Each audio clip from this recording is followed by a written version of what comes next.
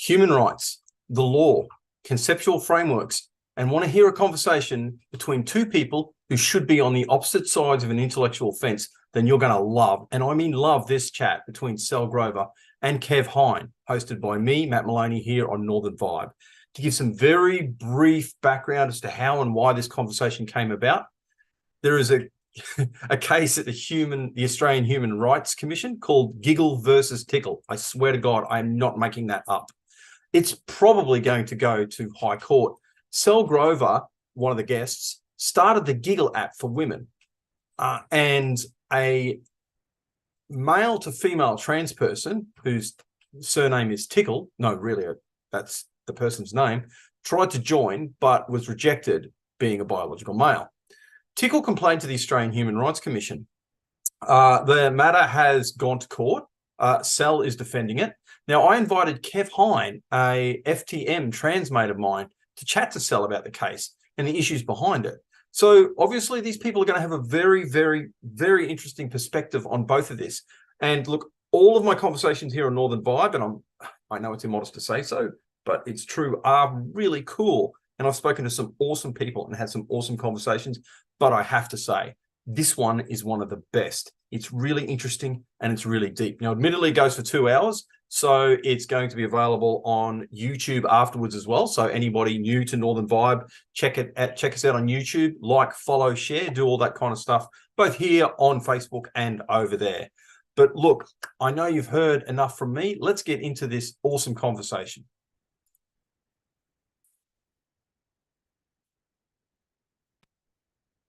All right, Kevin Sal, thank you so much for coming on Northern Vibe. Now, this is a chat that I've been looking forward to for some time. The only real disappointment for me is, Sal, I know you've got a whiskey, and Kev, Kev, you've got a vape. I was going to get myself some beers this afternoon, and I got none. The only thing I got is water. I mean, this is just, how can we solve world problems on water? No, as I said, I'm like, it's Saturday afternoon, whiskey time. Like, sometimes I sit there and I'm just like watching the clock. I'm like, tick over, tick over. But so look, just to give some really brief background for listeners, Sal was Sal is involved in human rights court case. I'll get Sal to fully explain all that. And look, Kev's a person really, but you have a really unique perspective, and I'm really not big on categorizing people by stuff like that. But Kev's also an FTM trans person and a mate of mine who I'm trying to get up here to get to the pub. It'll happen eventually. The reason we facilitated this conversation, there's always an agenda. The reason I facilitated this conversation is because I just want to talk it through and I want to get your unique perspectives. But to give the contextual background, Sal, I'll just get you to outline, briefly who you are, the Giggle app, and what happened. Okay, so just the quickest way I can explain it is that, I mean, I could not have walked into this issue more blindly. I created an app exclusively for women. And when I say women, that actually includes females. I'm saying women because that's the older, that's the word for old, like, mature, older, like above the age of, maturity. But it's a female-only social networking app that includes trans men, because we're talking female here. So like, I don't know how to explain it any better than that. It was just for finding roommates and social networking in various different ways, lesbian dating, emotional support, all that sort of stuff. And then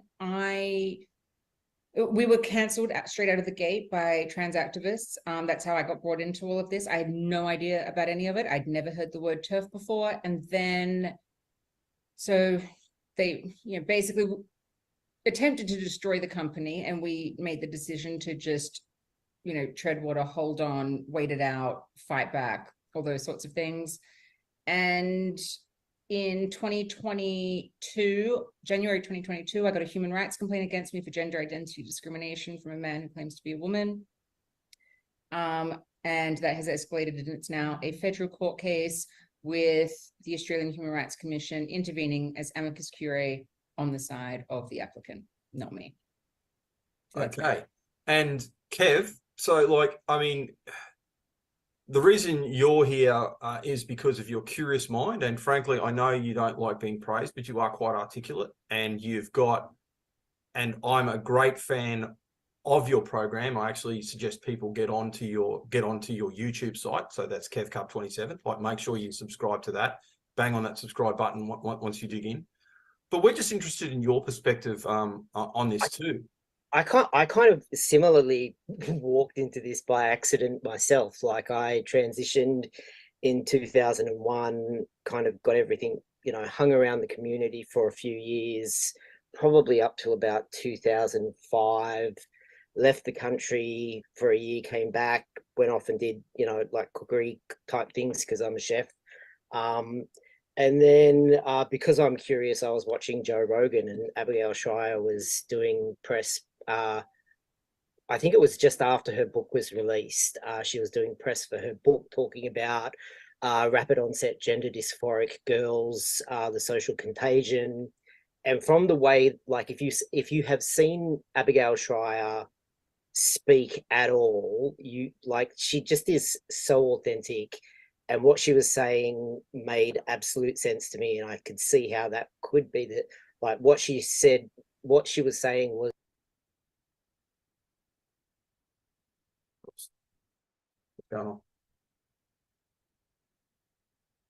also highly possible. Like, it just, everything clicked into place. It made sense. What she was saying was pretty much true. You could tell from the way she presents herself, she wasn't going to go out of her way to lie about these sorts of things. Like, there's nothing in it for her to do that. And I kind of peaked, and I was like, that's some serious shit.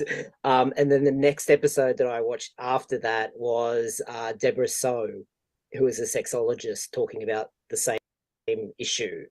After that, I jumped on Twitter to find out what the fuck had changed, and spent the next couple of months being told that I needed to educate myself on trans issues, and that I was, basically a TERF and a Nazi and a bigot, and I was anti-trans and blah, blah, blah, blah, blah, blah, blah, blah. Do you feel like you've educated yourself enough Yeah, now? pretty much. It's weird because, like, 2003-ish, I kind of read Patrick Califia's Sex Change book, which was meant to be a history of this history. And there were bits of queer theory kind of inserted into that book, and it was so nonsense. Like, it was just like, this is ridiculous. No one's ever going to take this seriously. Like, you skip forward, like, you don't even bother reading it. You just skip forward a few pages, close the book, put it aside, and then never think of it again, because you're like, that's just batshit. No one's ever going to take that seriously. And then on Twitter, as I was coming onto Twitter, I realized, oh, everybody's taking it seriously. Not only Twitter, I will tell you right now, the Australian Human Rights Commission takes it seriously. Yeah. Well, yeah, and I had a chat to a reporter the other day about, I think it was a commissioner that basically said that biological sex wasn't real. Is that your? Yeah. So basically, I can tuning in the articles tonight. have started coming out, so I can talk If about you're it now. interested in trans issues. So the AHRC intervened in Tickle v Giggle, and then they have said in the court documents that it's quite bizarre. Not only is biological sex not real and not binary, but it can also be changed. And you're like, well, which is it? Yeah. Because this is saying a lot and saying absolutely nothing at the same time. You know what I mean? And so, that's where I'm at the moment is, we've had years, and I'm sure you've experienced this, of people saying, no one's saying people can change sex. And it's like, yes, they are. And I'm going, they are. And they've said it to me now in court documents. Like, I'll never forget this. It's so mind blowing. Yeah, you have that, like, people saying, oh, no one's saying this. And I kind of fell for that for a while, because you kind of start to notice as a trans person, you kind of have I've had tiny bits to do with the community. Like, if I'm dating someone that likes to go out to events, then clearly, I'm going to mix with people that believe this stuff. So you kind of see things and you're like, oh, that's a bit odd, but they kind of phrase things using similar rhetoric that they have always used, like they've used for the last 20 years. So you're like, there's something a bit off about that, but yeah, I can't quite isolate what the problem is. And the problem is that they have changed definitions of what they're saying. So it sounds the same, more or less.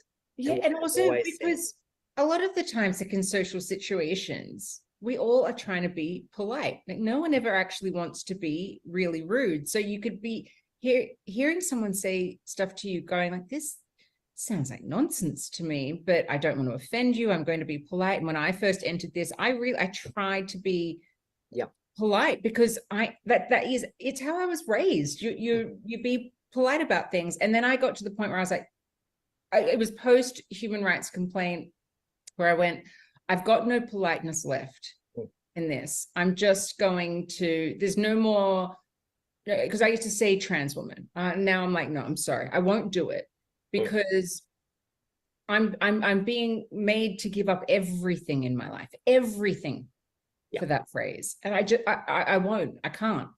Yeah. That's not you know, I kind of do this thing where, like, because I started bumping in 2013, 2000, like throughout the teens of, you know, like whatever, you bump into things like trans women are women, or you've been sharing toilets with trans people for decades, get over it kind of stuff, that I would see, and I'd be like, well, yeah, you know, I can see where they're coming from. But I didn't really understand that there was queer theory behind it. So when I first started bumping into trans women or trans women, I had no idea about self-ID whatsoever, or trans men or trans men. And it's like, well, yeah, socially you kind of are. So like I kind of did this thing where you try to, people are saying things and you're trying to find ways to make sense of what they're saying and kind of agree with them. Two things on that, because my thing is this idea that trans women have been using women's bathrooms forever. I'm like, well, it might be for the last few decades that there's been a few that have, because it was part of it. It was part of the treatment plan. For example, like when there was that live as a woman for 2 years, it would be using female only spaces. And if you didn't get detected, then that was a success. And, you know, it meant, oh, you're passing, go on, you're having a good experience, go on and get further treatment. But it never accounted for the fact that a lot of women would have been like, there's a man in here, and self-excluded, like gotten out of there as quickly as possible, which is what I would have done. I would never make a scene. Like even now, I would just leave, like I'd slink out as quickly as possible. And it's what comes to me down to sort of the extreme misogyny of this whole movement is that it's always the trans women are women, and trans women should be in women's only spaces. The trans men example is never used, ever. And it's just in the last week that I've had this brilliant example of this. And we've been sort of almost morbidly laughing about this. It's the only way to explain it, because you just, you know, that when you're laughing because you're just like, I cannot believe this is happening.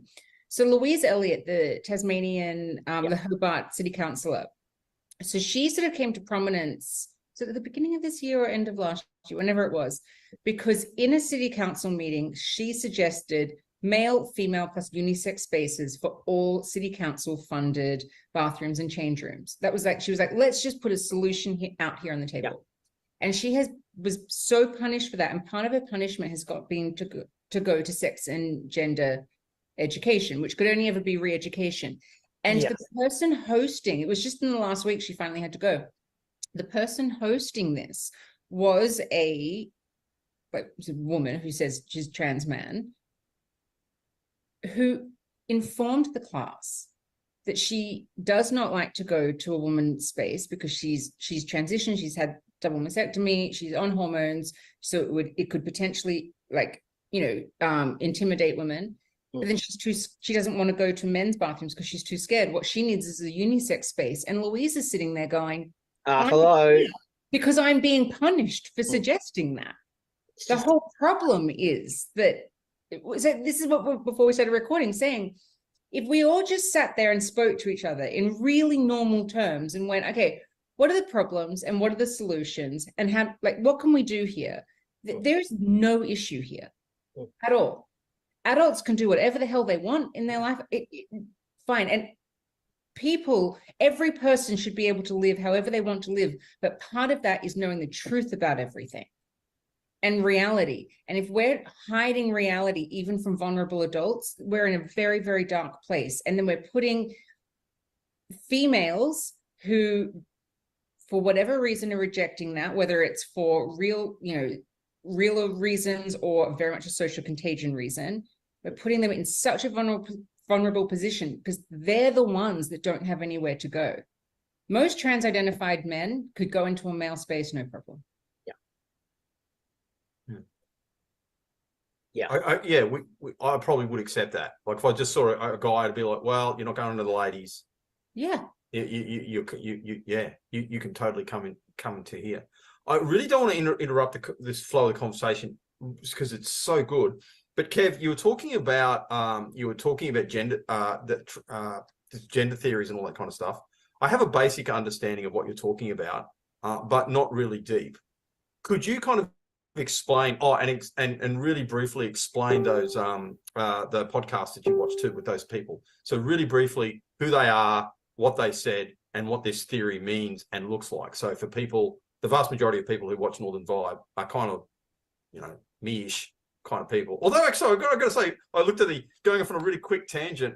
I looked at some of the stats the other day. I've got mostly female viewers. There you go. And I know, right? Like, how does that even?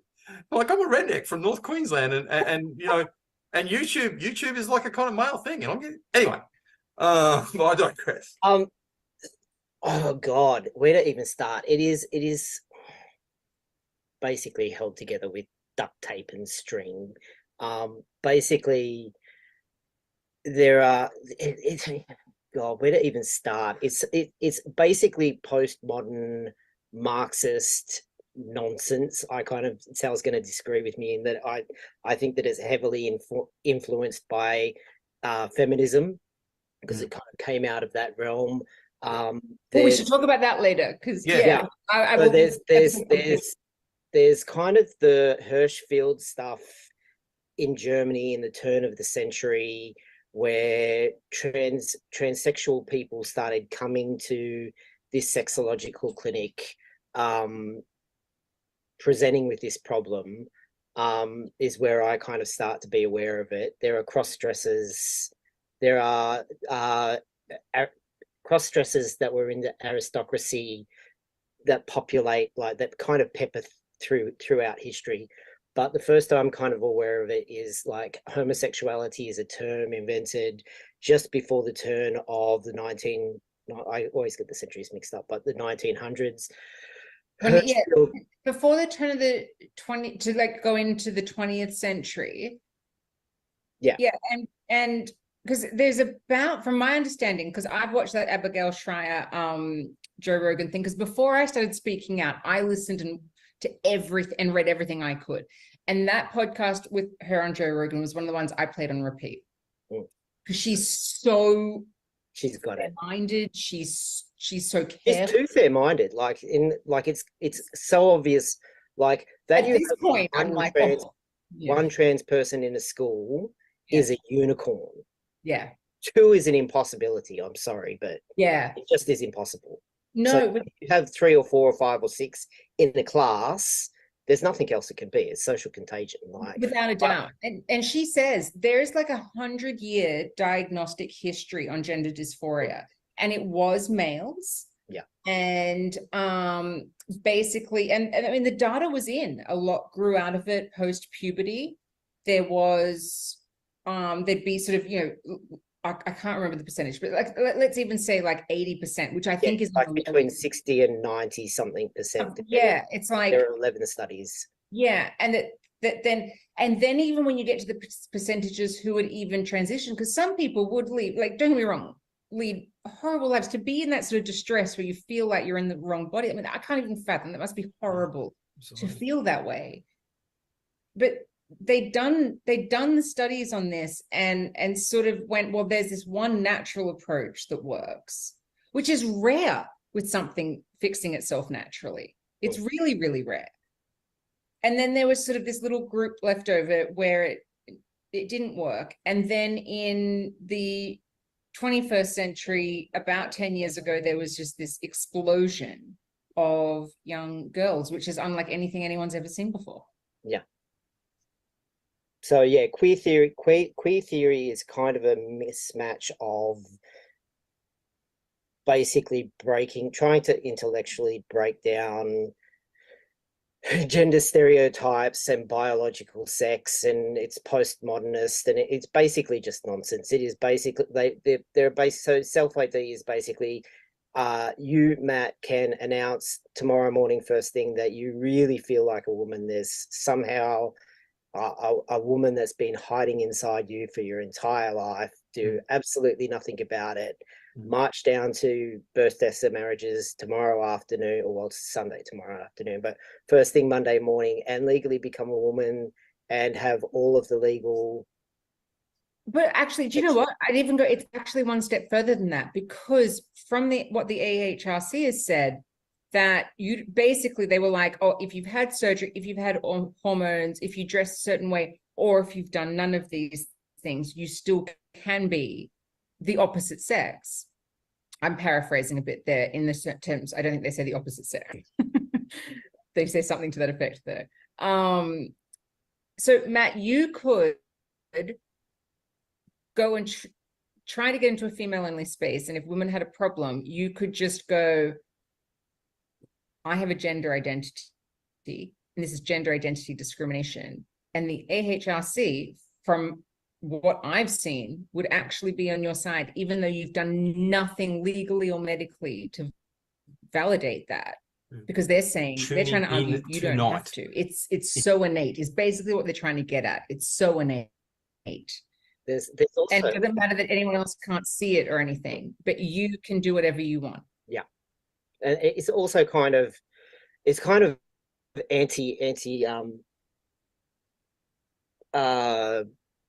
government as well. Sorry, that's not the right word, but it's reality. It's anti-establishment in that it's too oppressive for you to have to jump through any hoops in order to live in a disruptive state. You can't just hem yourself in just a tiny bit to toe the line to behave and get along with others. It's no, everybody else has to stop and bow to you. And if you had to actually physically do anything in order to be trans, which is why everyone's like, I don't even know what trans is anymore. Like, it's a nonsense word. It means nothing, like blah, blah, blah, blah, blah, because it actually doesn't. It means anything you want it to mean. Like, there's kind of this anti-establishment anarchy type element to the process of it as well, where it's like even Katie Montgomery, who I know you're a major fan of, is saying things like, like spending $20 to go down to, in the UK, to go, or I don't even think it's £20 to go to their births, deaths, and marriages and get a gender recognition certificate is just too difficult. It's too, because that is the cost of it. It's the oppression. I mean, it's like, do you know what? I had a baby last year, and I did actually have to pay $50 for her birth certificate. It wasn't free. No one's is free. I didn't know that, but it's basically a whole heap of nonsense theories that can sound really good on the surface level. It's all very, like trans women are women and trans men are men, and like if you don't know what someone's genitals are, then don't worry about it. Like, it's all of this lovely fluffy sounding stuff that as soon as you start to think about it on any level, just makes no sense whatsoever. Like, it just Okay, thanks, mate. Because I kind of, I have a basic. Sorry, it's a really bad description, but it's kind of like porn. You can't. It's hard to describe it. You know it when you see it, kind of thing. See, Sal, Kev's a legend. Anyway, I knew you guys were going to get on. I really want to dig into, there's a couple of things that piqued my interest with that. First, I want to discuss the implications, because really, if you think about the way Western civilization has worked, it really has been the live and let live. the only reason authority exists is to resolve disputes. And I'm not as familiar with the actual mechanisms of government as I should be, but being a former law enforcement officer and being a current bureaucrat, actually, I'll speak in the law enforcement capacity, because that's something I kind of do know a bit about, and I know how to ensure people get on in a fractious community, because I was the officer in charge of an Indigenous community up in the Cape, and I've worked in a lot of Indigenous communities, and with tribal tensions and clan tensions and everything else. Believe me, a lot of those places are genuine powder kegs. And the way I always negotiated it was this: it's like, okay, and we'll use land as an example. It's kind of precedent right now. So you get people going, because there's a lot of the land claims that are going on, and they're going on now, but they were going on up there. So you would have an Indigenous elder from a particular tribe, come and go, Matt, you see those mountains? Those mountains were, and it's like really emotional. It's like, this person's serious. Like, they're tearing up. They're telling you, my grandfather told me that, our old people hunted in those mountains, and there are places where we did, sacred stuff and all that kind of stuff. And you're like, okay, yeah, totally on, and again, I'm a good redneck cop from North Queensland, but totally on board. It's like, mate, I want you to be happy and live the fullest life in line with what you want. But then you would literally get someone from the other tribe come and tell the exact same story. It's like, my parents were, my grandparents and blah, blah, blah. And there was women's spaces in there and yada, yada, yada. But see, the thing was, neither of them are actually, how, the word of mouth being passed down, well, we don't know how, but to the best of their knowledge, neither of those people were lying, okay? And they both believed it, not just in their bones, in their DNA. Like, that's how deep people believe that. Like, you can't challenge that kind of stuff without risk of getting a smack in the head, even holding the office that I held. So how I fixed things was like, how I fixed things was like this. Okay, well, you believe what you want. You believe what you want. I am not here to arbitrate the truth. I would never presume to do that. I just don't know enough. I'm not that smart. What I can and what I do as a law enforcement officer and a keeper of the peace is to monopolize the use of violence. You can't hit that person. You can't hit that person. And if any of you guys, and you can argue all you like, you can call each other names, I don't care. But if any violence starts happening, because I monopolize the use of violence, any that happens, you're answering to me and you're answering to the courts, and you don't want that.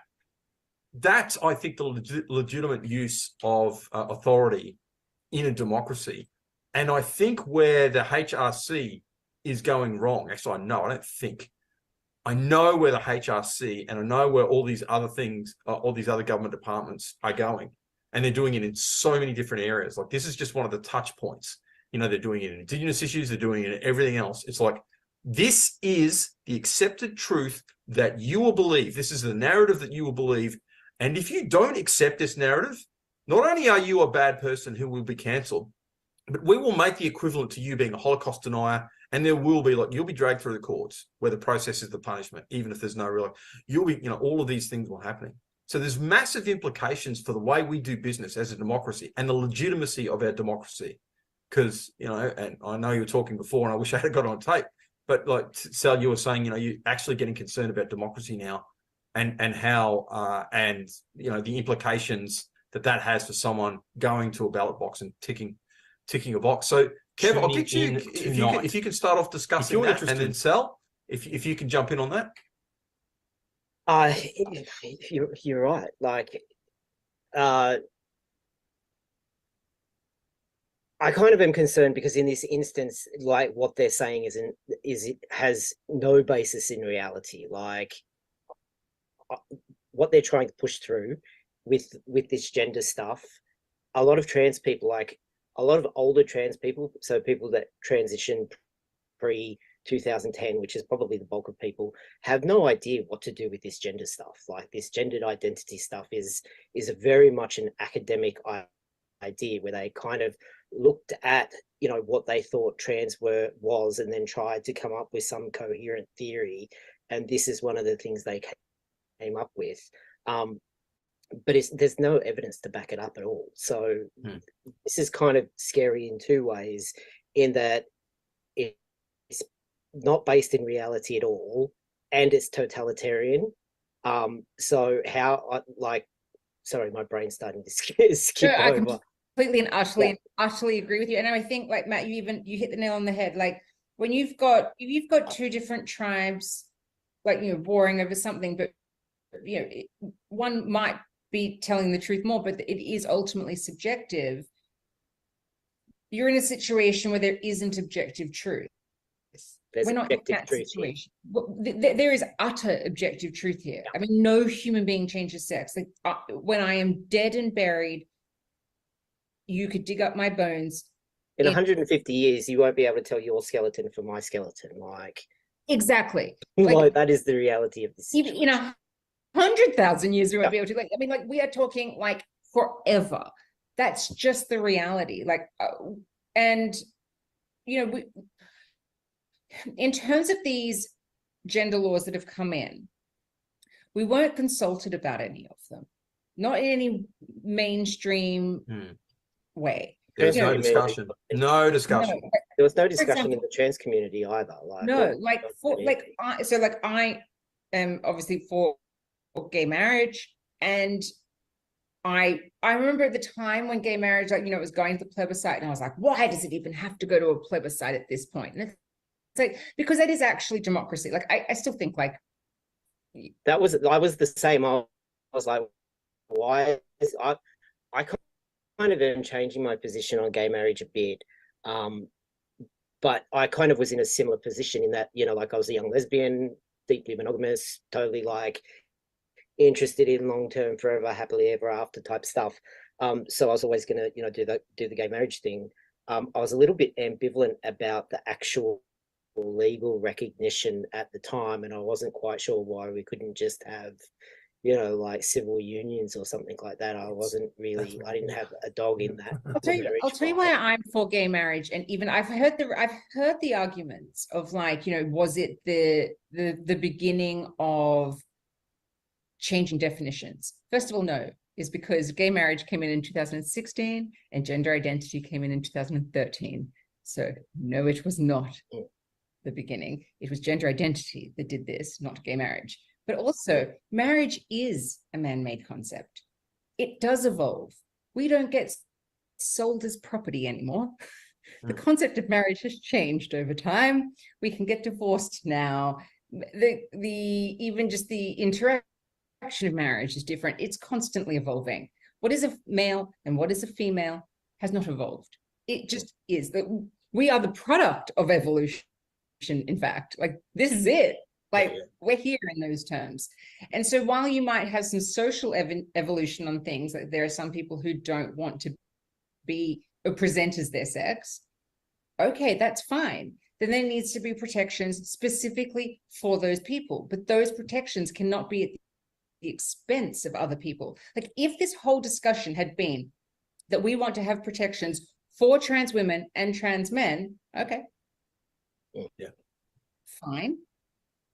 But you can't even suggest that now without being accused of othering. And you're like, I'm not othering. I'm saying that I'm not othering in any way, like how saying that women need bathrooms separate from men are othering. It's just, no, I'm saying that there's specific needs here, and let's recognize those specific needs. But instead of doing that in law, they just tried to punch it in and not go to any referendums, any plebiscites or anything like that. There's no mandates for these laws. That's the craziest thing. Yeah. Most people don't know that they've happened. Yeah. And my ultimate thing is you can have any belief system you want on them, and you might agree with them, you might not agree with them, whatever it is. But you shouldn't be forced to believe in them. Yeah. At this point, not believing, they're trying to make it that not believing in queer theory is illegal in Australia, and I've got a huge problem with that. Yeah, you're not lying. I mean, I'm an atheist, but even if I was religious, I mean, I'd have a problem if I was being forced to believe a religion. But if I was Christian, I wouldn't want to be forced to believe Islam. If I was Islamic, I wouldn't want to be forced to believe Christianity or anything like that. You know what I mean? So it's like every part of this they've just tried to jam it in without regards to anything else and anyone else's human rights. And it's not sustainable. It's going to come back and bite them in the ass. So the rubber's going to hit the road, and I think it's pretty soon, because your court case, there's half a dozen, well, there's a few detransition cases coming up. Like there are parents that are opting out of, you know, queer theory lessons in primary schools and high schools, and this is about to get quite serious. I kind of think, going back to the gay marriage thing, I think the thing that maybe we were perhaps a bit too young to comprehend at the time, and that's why we got frustrated, is that it was kind of the first time that we, as a country, had a public debate about which way is this going to go. Like, and because it's such a large debate, there's a lot of repetition. But I found out recently, in 1900, they started discussing the constitution that would be for Australia, that would be Australian. They actually sent copies of what was going to be the constitution out to every Australian household. Every Australian citizen got to read it, think about it, debate it before they then voted on it. I kind of think, in looking back at the time, I kind of think the gay marriage debate was tedious for those of us who had made up our minds what we thought, but it was kind of a very necessary piece of democracy at work, and that is kind of slow and clunky, and you know, but I kind of think, looking back on it now, I'm kind of like, oh, that's the reason that it took so long. That's why, you know, that's why it played out that way, is because it kind of has to be that way to be a public debate. Similarly to the debate that you've been part of it for longer than I have. I've been part of it for a couple of years on Twitter at this stage, and it's starting to spill off out of Twitter into the public realm as the media becomes aware of it. Like, yeah, I think that it's like, this is the process of how we have these debates. It is. But what you get from the trans activist community is that, you know, you shouldn't be debating our lives. And I can understand that narrative to a point, in the sense that I sort of do feel that about gay marriage, because I would have argued that denying gay marriage was sex discrimination, because who cares what sex you are? It's just you're discriminating on the basis of sex there, for example. And that's why. But if you're Matt, or someone like Matt who is deeply Christian, he would probably be like, well, I don't really agree with it, but I don't really care one way or the other. I'm putting words in your mouth, just go with it. But he's like, where is this is going to discriminate? Like, what we did was basically, we never answered the question of how far can the church discriminate. Like, they don't believe in gay marriage, so their rights were taken over in that instance, because everybody was like, nah, we don't care. Well, I would say that I actually think what is fair is that one of the ways that it's different is that so with gay marriage is not analogous to trans issues, in a sense that gay marriage was not saying that straight people have to go and get gay married. Yeah. But trans rights are saying that people who are not trans have to actually engage with this stuff in a very serious day-to-day way. But I do respect the religious elements of it, in the sense that if a priest does not want to marry a gay couple, okay. Like, I mean, you sort of go like, if you're a gay couple, find a priest who wants to, don't you want to be married by a priest who wants to marry you? Like, I mean, there can be priests who don't like you as a person. In another sense, it's not like a discrimination sense, but they don't want to marry you because they just like don't like you. So that I just, you know, people can have a little, like, they're a little bit afraid. It was the same thing, Sal. It's the same thing, and here's why. It's because it's about fundamentally, this is about conceptual frameworks. So, you know, your argument is like, you can't make me say, or you can't make me think that that a man is a woman. You can't do that. I'm not going to do it. The end. You can't force me to allow that person into this space. It's exactly the same thing, because and it was like, and it was done really surreptitiously with the best of intentions with the gay marriage thing, because like, if someone had to come to us and, like you said, there was a debate, but there kind of wasn't. It was like all of a sudden, boom, this thing just happened. It's like, what the I mean, you know, I didn't see it brewing. I didn't see it brewing in the background. I didn't see it. Like, I'm a busy person. So it was all of a sudden, yes, I was these people coming and saying, a bloke in civil union, which again, give to Caesar what is Caesar's, no problem. I was going to gay DVs in the early 90s. It's like, and I always thought, and I suppose this would be the best way of articulating it, I always thought even back then that it's like, well, this is a real situation. These are real relationships. They need to be recognized. The dynamics that apply in that kind of thing apply there. And like because I actually, and this is back in the mid 90s, we went to a couple of jobs where families were falling apart over wills because the property wasn't going to the partner because it wasn't recognized. And I remember thinking, man, that's just wrong. Like, you should be able to do that. But that's recognizing a relationship. That's not redefining a term. So when you come to people like me and say, you will say that this and this is the same as that, I'm like, no. And then you come along and say, and by the way, you will let them in your sacred spaces. And more than that, you will, force of law, you will bless this, you will recognize this, and you will give it the same sacredness and everything else as that. And my answer is no. Oh, so okay. that's why I see it's the same. Like that was a wedge. I don't think it's the same. I think want to throw in something else. There are enough similarities that there's enough overlap. I don't think it's exactly. I would say this. So I think that if a religious person, so it's Christian, Jewish, Islam, Hindu, whichever religion you are, that isn't that in their doctrine of marriage does not want to marry a same-sex couple, I think that they should have the freedom not to do that. However, I will say that one of the ways that it's not the same as men coming into female spaces is because the union is between two people. So in 2001, 2003, it was the case where a trans man was able to marry a woman. So this is a female marriage, and it was the Federal High Court allowed it to happen. And basically, I've read this case, and I knew them. Oh, did you? Oh, there you go. Government fought. They were basically in the same position that you were, fighting to keep that marriage legal. Yes. So what got it over the line is that the court ruled that the people involved, for all people that involved, it was a opposite sex marriage, that they viewed it as that. So it was a legal fiction that was created for that reason.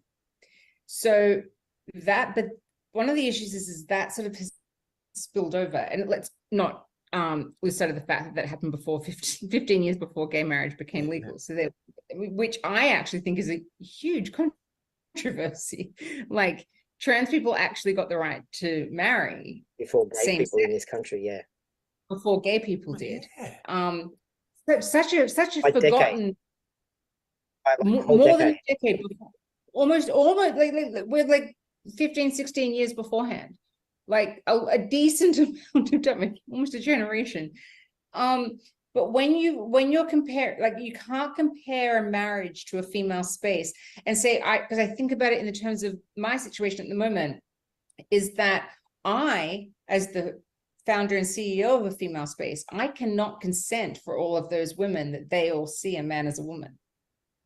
And that's what a law would be requesting or demanding that I do. And I can't do that. In a marriage, when you're talking about two people, you can kind of make that concession to a point. Although I think that the way they did it was wrong. What they should have done in 2001 or 2, or 3, whenever it happened, they should have just actually said gay marriage is legal, like same-sex marriage is legal. Like, they just did it wrong. It would have, you're right, but like I got a very different take than that. If they just had, again, because it comes down to conceptual frameworks and the definitions of words, if they had have just said, we're going to recognize this union and not use the word marriage, it wouldn't have been an issue.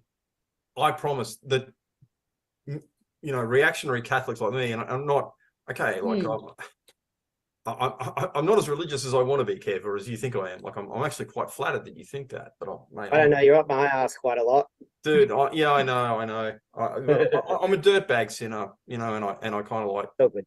But anyway, but it's. I had just said a mistake. Don't go for your life. Okay, if they had have just said civil union, that's it, no problem. I'd have gone, yeah, wouldn't have been an issue. Would not have been an issue. But to say, no, it's a marriage, it's the same. It's like, no, it's not. That's a union between a man and a woman. Because that's what a marriage is.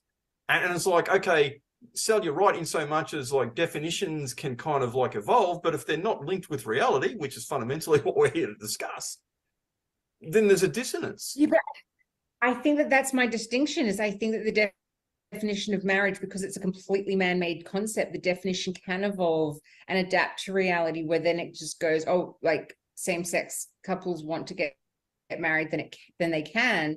Whereas when you're talking about the definitions of men and women, no, those two words cannot adapt, because these are beyond reality, like beyond language terms, like these are beyond human terms. Like if we took out all language right now and we couldn't speak to each other anymore, we'd still know the difference between men and women. I mean, if you took out language, marriage would be over, but men and women would still be different. Yeah, no, marriage wouldn't be over, because like, again, it's a recognition of reality. It's like, okay, because like what's happened historically in reality is like men and women have got together. Monogamy is the least worst form of union. Like, are there other forms? Like, yes. Like, do you have harems on, from both sides? Do you have all these matriarchal harems? Do you have like, yes. Do you have all these other things?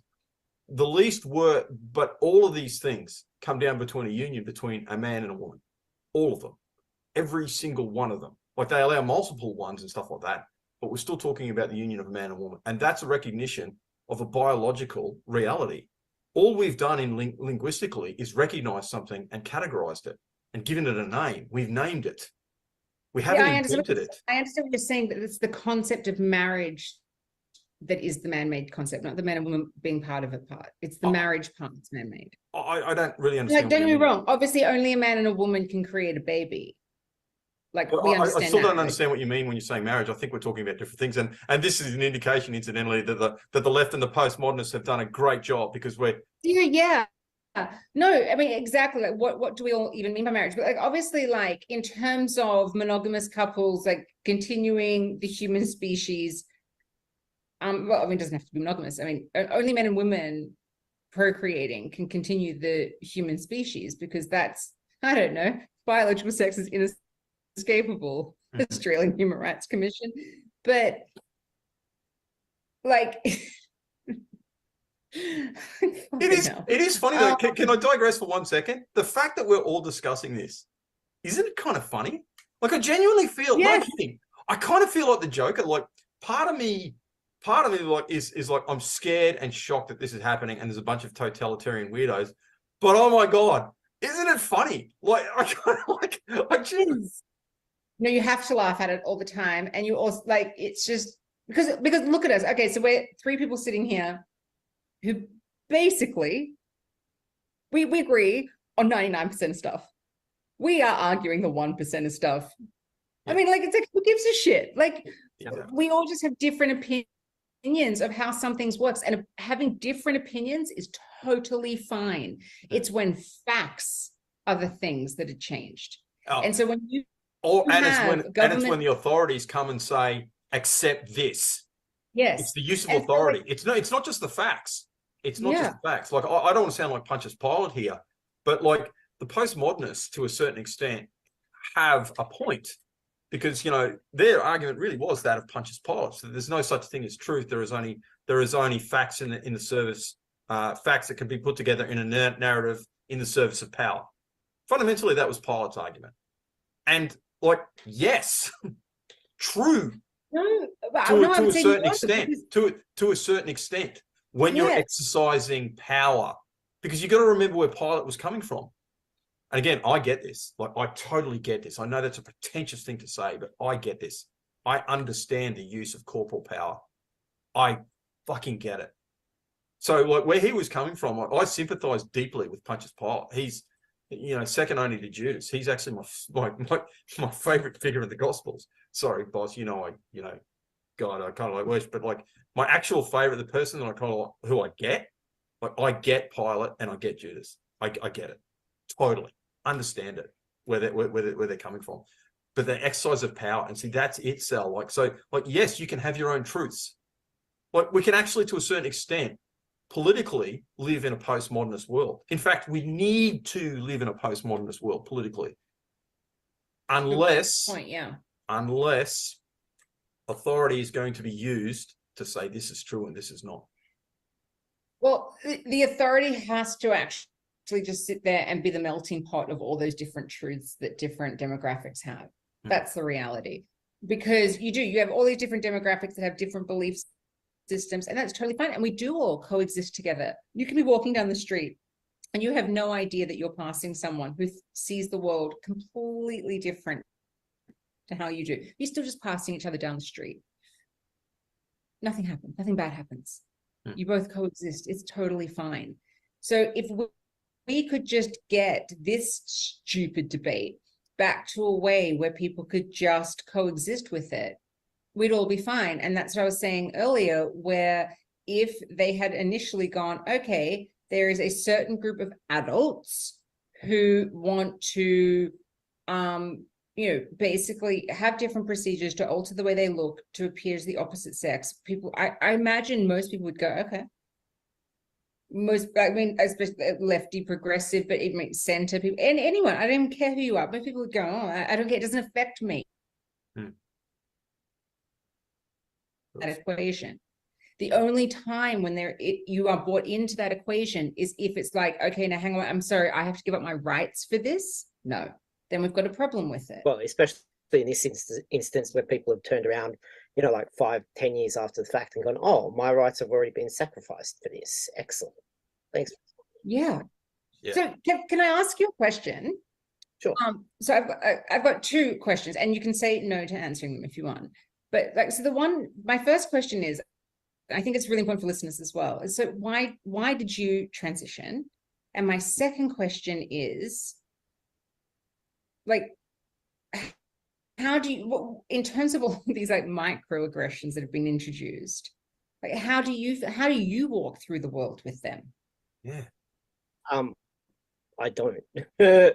Like, basically the only place you encounter this stuff is on Twitter. I transitioned. It's impossible to actually explain it in any way that is sensible to other people. But I was kind of like right at the far extreme of female masculinity. So even into my, like I started transitioning 26, 27, I could pass as a guy before I started taking testosterone. I used, I was going to say intersex toilets then.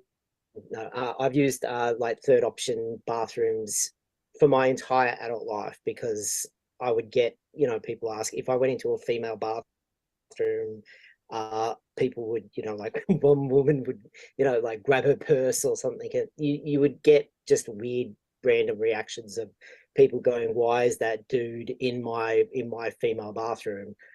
So I've kind of always used like the disabled kind of, third spaces. So I kind of transitioned, and it's weird being on Twitter, because I'm on Twitter on this issue, almost full time. But you get people going, you transitioned, you must think this, you're trans, so therefore you think that you're a man, or blah blah blah blah blah. There's like, people are understandably and rightly very angry, and they're kind of throwing shit around to see what sticks, because that's what they've been told to believe. But I kind of transitioned because I was already like, it kind of helped me make sense of myself in a number of ways. I kind of, I was in the lesbian community before I started transition, and I kind of assumed that I would always be kind of in that arty, intellectual, kind of metrosexual, kind of ABC type. But back when it was like hipsters and metrosexuals, remember like in like the mid, like the 2010s, but that era, where I know exactly the kind of era you're talking. Yeah. So like, all of like my ex is basically a solar panel and wind turbine engineer. to give you like, that was like super green, you know, Birkenstocks, like that whole thing. And I kind of assumed that I would always be moving in that circle. So I didn't ever actually think that I would be like, I didn't think that I would be changing my biological sex or anything. I just thought that, you know, presenting as a guy would, you know, help me navigate the world with more ease and, you know, help me make sense of myself. Which it did, and I kind of went off and lived my life without, you know, everybody knows that I'm trans. Basically, you know, every job except for the one that I'm currently in, out in the western suburbs, everyone has literally always known at some point. Like normally 3 to 6 months, I'll tell people, so it's really not a big deal at all. But yeah, like in terms of negotiating the politics of this exists in the youth culture and PR, and that's it. Like social media PR, that's it. Like you don't bump into this anywhere else. It's starting to kind of, it seems like it, because it's kind of instituted at the bureaucracy level, it's starting to kind of filter down now. And it's well entrenched. I've been like looking at Victoria curriculum and stuff like that for AWW. Like, could I ask a question? Do you ever have you ever had to sit in diversity and inclusion training and people think you're a white dude? No, but people often think I everyone always thinks I'm a white dude, like I'm a dumb jock. Like that to me is so funny, because I will say that trans men can pass a little bit better than trans women because of facial. Yeah, it changes your facial structure. You know, like I'm almost 5'8", so, you know, short for a guy, but tall enough kind of thing. Yeah. You know, like you just pass more easily. Yeah. Whereas on the other side of it, like, biological sex being inescapable, for men who say that they're women, 99.9% of them, and I'm being generous here, I'd say 100% don't pass. Because even if when you take away filters or anything like that, and especially when you're in person, but even on the internet, I mean, you can tell. And because of the social contagion on the other side of the sex and in the male way, because you've got the rapid onset gender dysphoria that's happening to young girls, but on the other side, this is sort of middle-aged men, it seems to be this emerging category. And most of them don't do a hell of a lot. It's just the outfits and maybe some boobs. And so you can tell. I mean, it's just so obvious. And in saying that, it's like, it's not to say that I don't have empathy for someone who does feel distress or even just the wish, to be the opposite sex. Like that, God, that must be hard. Yeah, I kind of have a little bit of a everyone else's problem. Because like the trans men and trans women don't interact with each other much at all. Like they're not really communities. They're little like groups of people, friends that know each other, kind of things. So there's no real community, and the groups stay kind of pretty well segregated. So I've spent 23 years having almost nothing to do with trans women at all. And having jumping onto Twitter, I have bumped into lots of, there's probably about 100 that I know of, trans men and mostly trans women, that have been in the same sort of space that I am. And I've actually been really surprised by the number of them that actually, like the ones that have been that have been on hormones for like 20-30 years, like sometimes often there's like a small tell where you can kind of be like, oh, you know, yeah, probably, you know, yeah, I can tell that you're trans, but it takes a minute. But I've actually been, because like it's kind of like the iceberg thing, like the people that are sane and pass know well enough to stay the hell away from this mess. Well, you know, that's it's exactly that. Because like, so for example, in the situation that I'm in, so I discriminated on the basis of sex, which you're allowed to do in certain circumstances, right? And I did not discriminate on the basis of gender identity because all males were excluded from the app. Even like the person who's taking me to court would be kicked off in the exact same manner that my dad would be kicked off. Like it doesn't even matter if it's like the man I trust most in the world. It's like, no, it's just female. That's it. And there might be women on there that I don't like as much as I like my dad, but that's not the point. The point is that it's female only. And the way I see it is that if gender identity was to supersede sex in law, then a platform like Giggle, where we accepted trans men because it's female only. So we're not trans exclusionary, like they say. You could be trans. You just had female. You just actually had to be female. We even had in Giggle support, there was a category, gender identity, and it was actually used by a lot of women in like Eastern European countries where, like lesbians in Eastern European countries where they were just gender non-conforming lesbians, I suppose, but sort of where like the butch type look was, they were really, really discriminated against on the basis of that. So they weren't sort of transitioning or anything like that. It was just they were in this, they wanted to find other women to talk about that with. And fantastic. What a because they've been I'm friends with a I've been friends with a woman, like a lesbian, that actually has an ROGD son that we saw it unfold before our eyes in 2016, 2017, and didn't really realize what we were watching.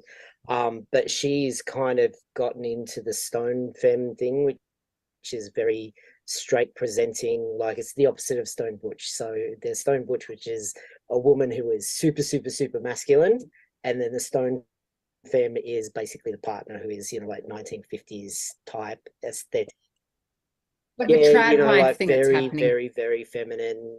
Like if they didn't tell you they were gay, that you would never know. She's kind of, there's this whole little subculture of that. She kind of got into that and has run a number of Facebook groups of butchers and butch femme kind of dynamics, and then kind of getting into the woodworks and the subcategories of that. And apparently she was saying she's just shut the last group that she had down completely because the trans masculine type, like, well, there's trans guys who, like me, who, take full dose and pass and go off and live your life kind of thing.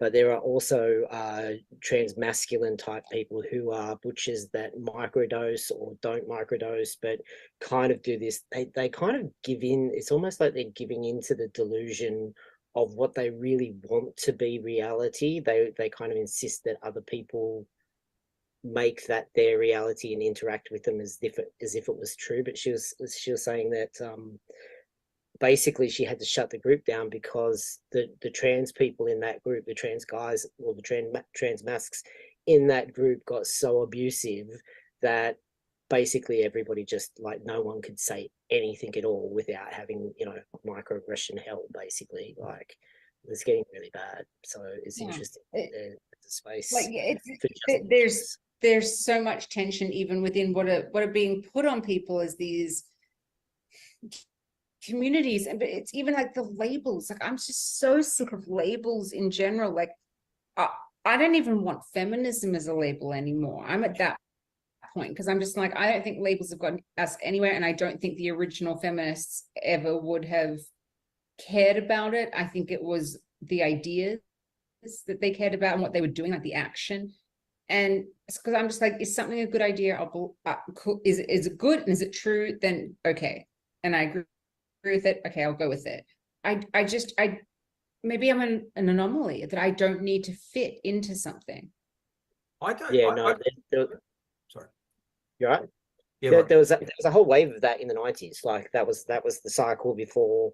There were a whole heap of like hardcore lesbians that were like, oh, I'm just not comfortable with labels. I don't want to label myself as anything. Like but that is part of the cycle that will swing back around. There will be something else next, and then it will be label sort of stuff. But when you're kind of in your 20s and like early 30s or your late teens, like you don't have enough knowledge of the experience of history to know that these things cycle back around. Like, yes, that there's so many people that have been like, we've been here before. Like some of the women who've been fighting this fight for like, 20, 30 years, who've been just raising the alarm of going, there's going to be an issue here.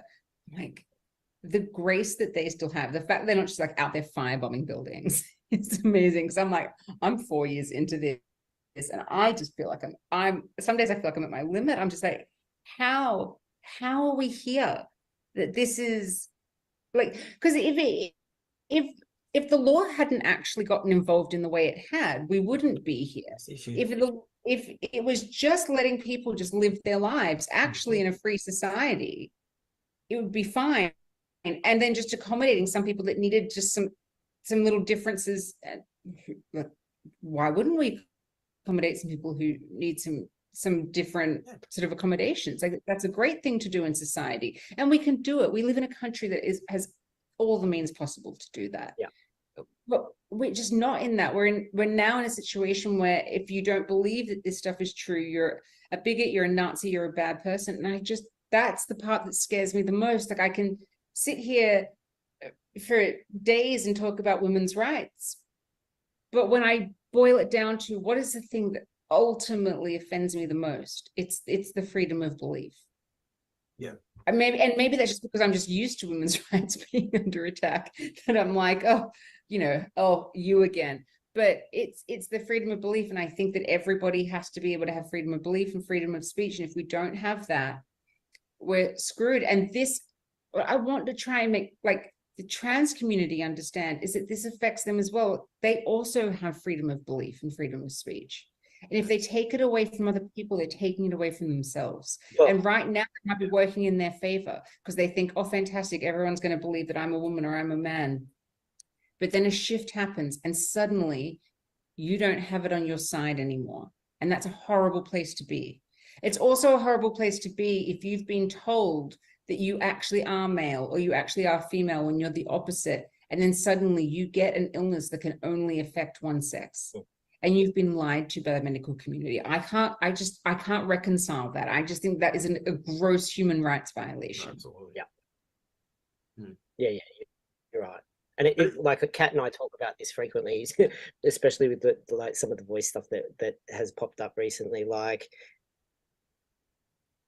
basically the class of agitators that like the trans lobby type, little activist street soldiers that think that they're fighting the good fight, come the revolution, will be the first people that go to the gulag because they're kind of going along with your stuff thinking this suits me, I agree with this. Come the communist or socialist revolution, I won't need to change much. I'll still be able to do everything that I currently do because I'm one of the good ones and I fit into, I agree with all these beliefs. And it's like, that's not how it works in reality. Go pick up a history book. Like this has happened a number of times before and that's not how this plays out. Even on that, actually, this is like a total segue, but I tried to watch last night. This is a new Netflix documentary. It's called Ordinary People. Ordinary Men. Yep.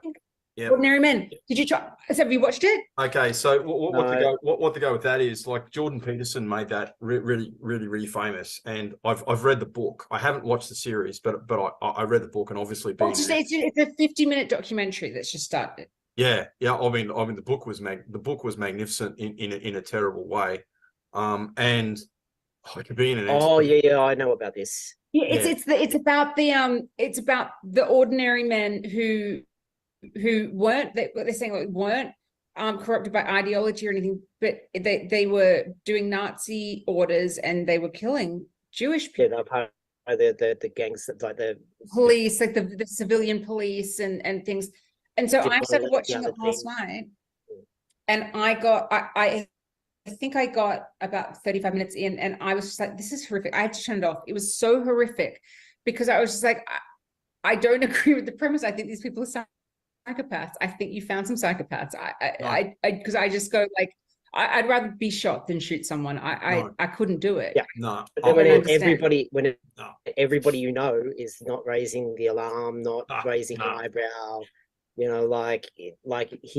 Peterson is right in that, no. You're totally Everyone thinks capable of that that. part of You the are totally capable of resistance. that. Yeah, totally.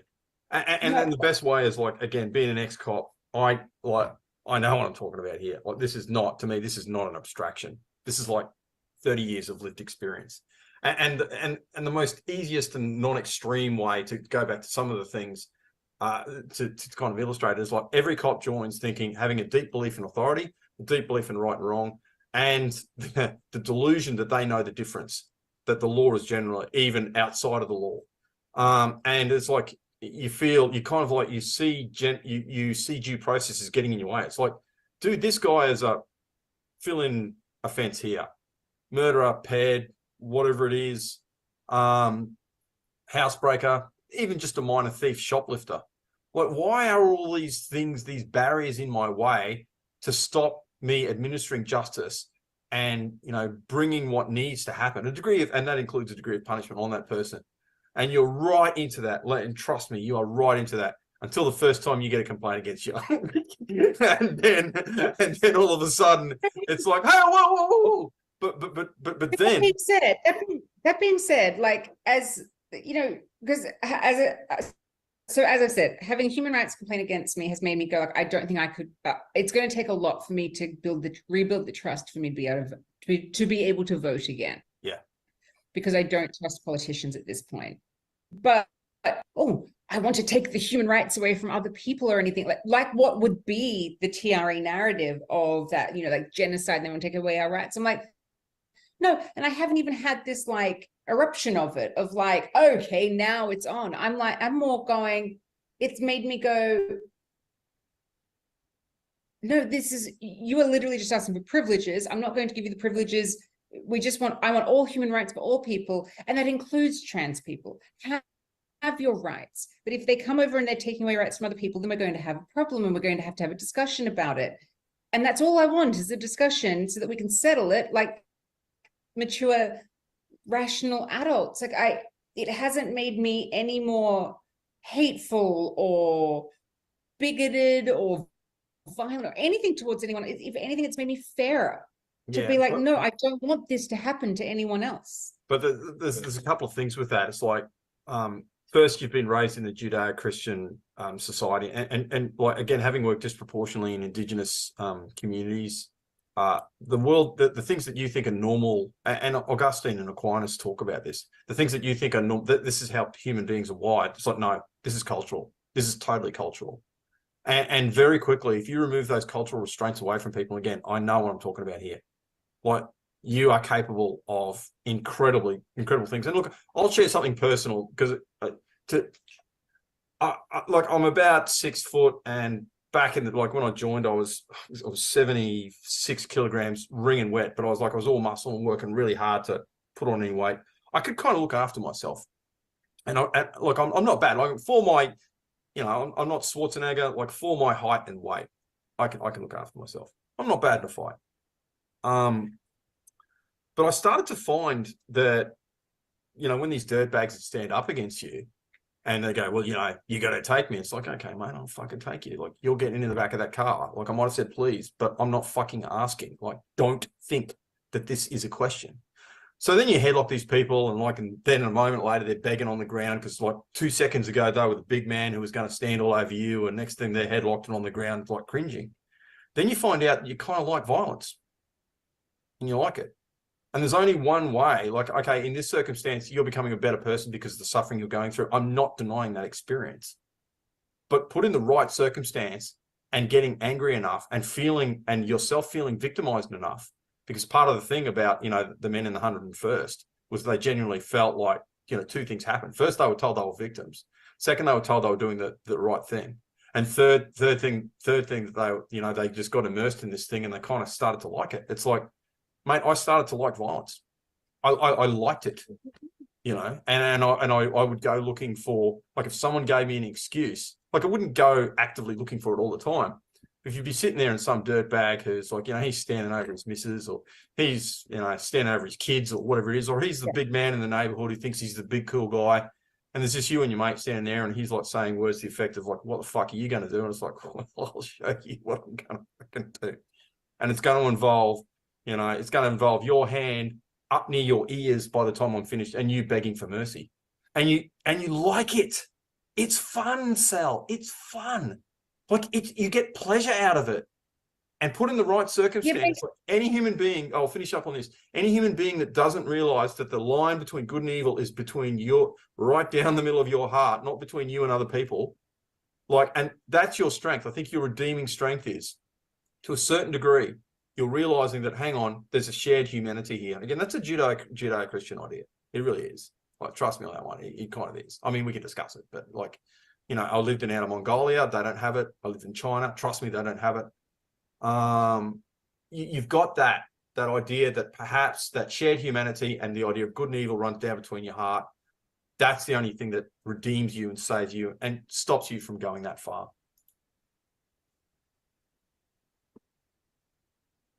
Yeah, I mean, I would say, just in the context of like that documentary, it would be the difference of someone actually doing a bad thing like domestic violence, but then I would go in and strong arm retaliate against that, or just genuinely innocent people and you're told to go and do something bad to them. I think that would be the difference for me. But what's innocent? See, again, we're actually talking about a framework here. It's like, so innocence a human construct? Is that just a word? Or are we recognizing a reality? What is innocence and who defines it?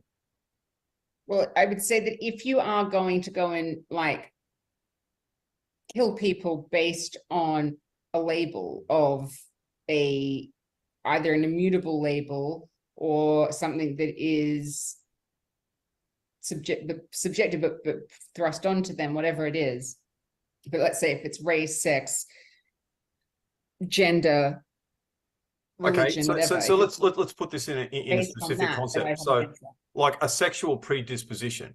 So there's a discussion as to whether or not like homosexuality is innate, or something that's from the community, or a relationship between the two.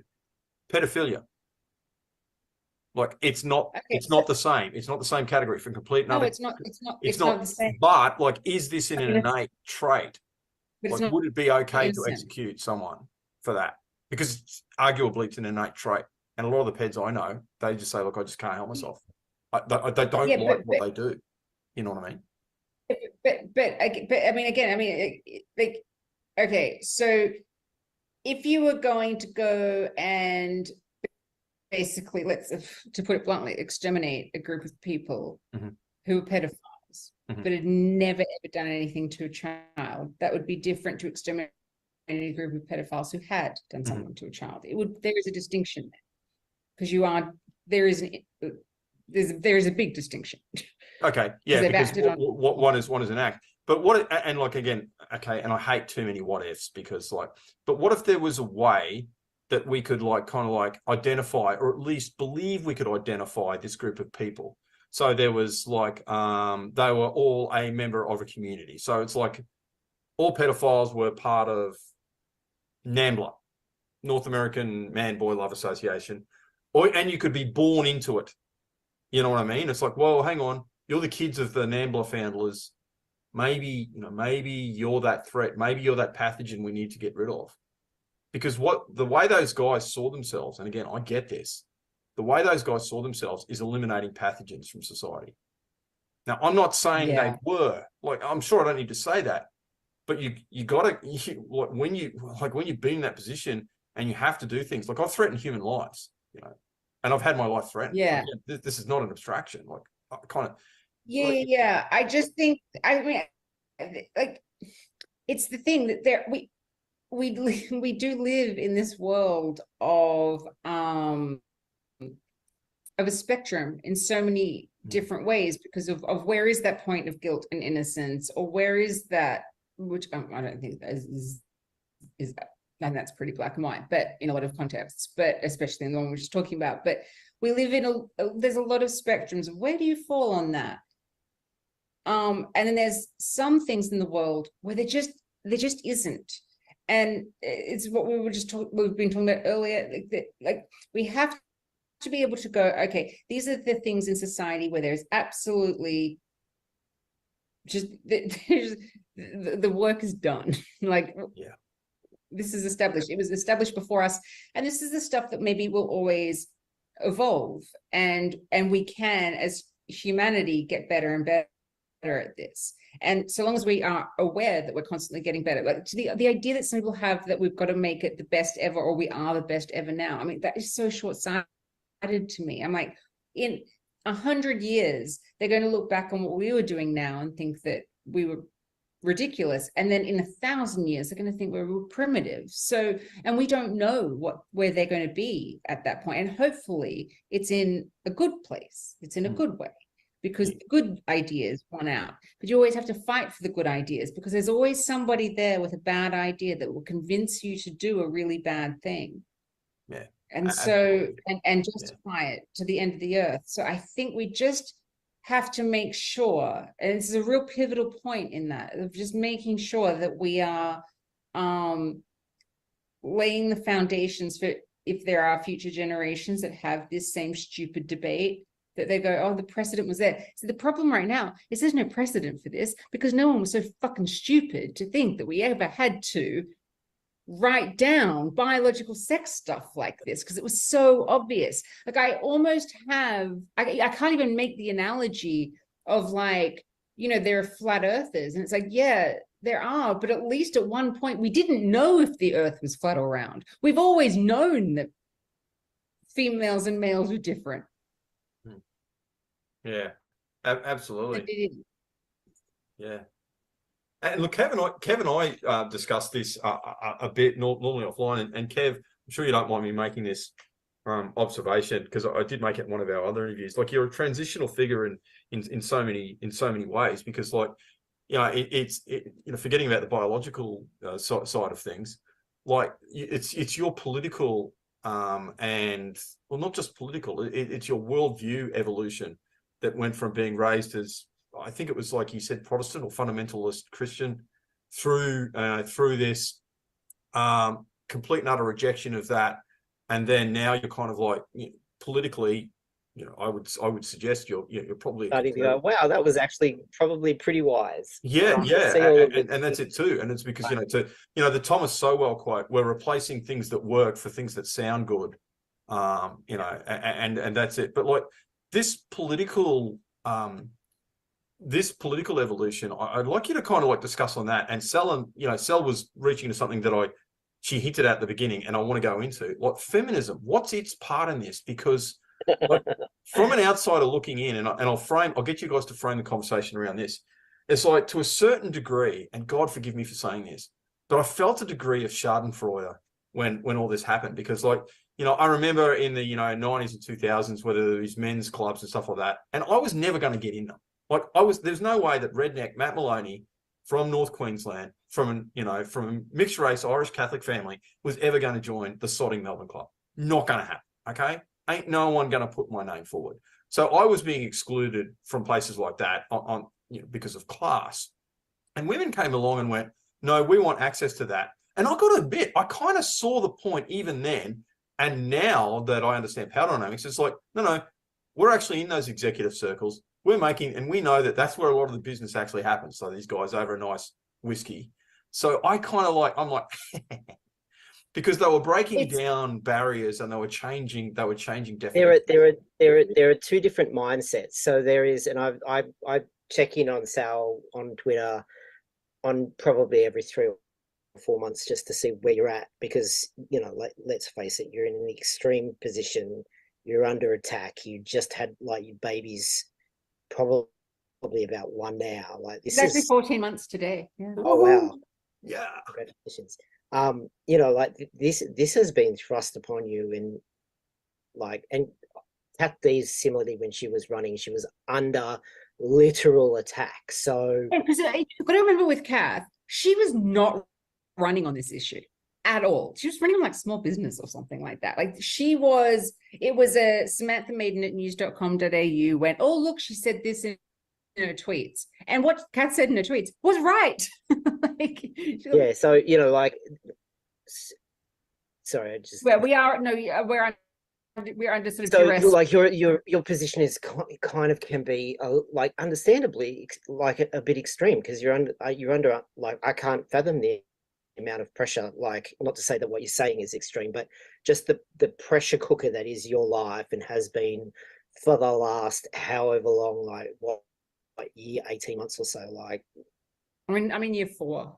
And you know, like they just cancelled your Kickstarter again, which is how many websites has done that now? Like, yeah, so we've been kicked off. So, well, we built our own crowdfunder for the court case because we knew we'd get kicked off GoFundMe, which is really the only option we have in Australia. And so then Stripe kicked us off as the payment system for the one we built, and now Square has kicked us off. So we'll have a new one in the next few days, but they'll kick us off, I'm sure. I mean, I was just expected at this point. It's always just one point. They don't tell us what it is, but it is crazy. But to build on what you're saying, I don't want to lose this because, okay, how Matt, you established this conversation, you're not wrong, okay? This is where it comes down to different opinions of things. That we have facts. So the facts is just men and women, right? And then we have different opinions of where different things should land, how different things should happen. Now, I'm of the opinion that male-only spaces for recreation, privacy, dignity, all different reasons, totally fine. I don't have a problem. And I think some women did overstep the line with some of those things because it's not cool. I think that their original things of what they were breaking down of some of them, where the male-only spaces were like government boardrooms, that was right. Yeah. But then did they go a bit too far? Yes, they did. And then do you have male-only spaces where, yeah, then you've got some men going, well, I'm never going to get in there anyway. Why can this woman get in there on the basis of sex, but I can't on the basis of class? I think that's a valid question. But then also at the moment, I think it could be pretty established that right now, male-only spaces are not under attack like female-only spaces are. Yeah. So we're again in this other realm. There's so many layers to this. Do you get what I'm saying? But if it's just all from a basis of truth of men are men, women are women, and so we have those spaces for the people who want them, and okay, you might not like them. I mean, then don't use them. There's a lot of shit that happens in society that I don't like. There's TV shows that I don't like. I just don't watch them. Like, whatever. You have to learn to coexist with them. But so long as it's not actually making decisions for you, then you're not in a bad, you're fine. So I understand what you're saying, like when they say about like, did feminists cause this? No, I don't. I genuinely don't believe they did. And for 2 reasons. My first one is that we're living in an age of self-ID and a shitload of people can call themselves feminists. Are they actually feminists? No.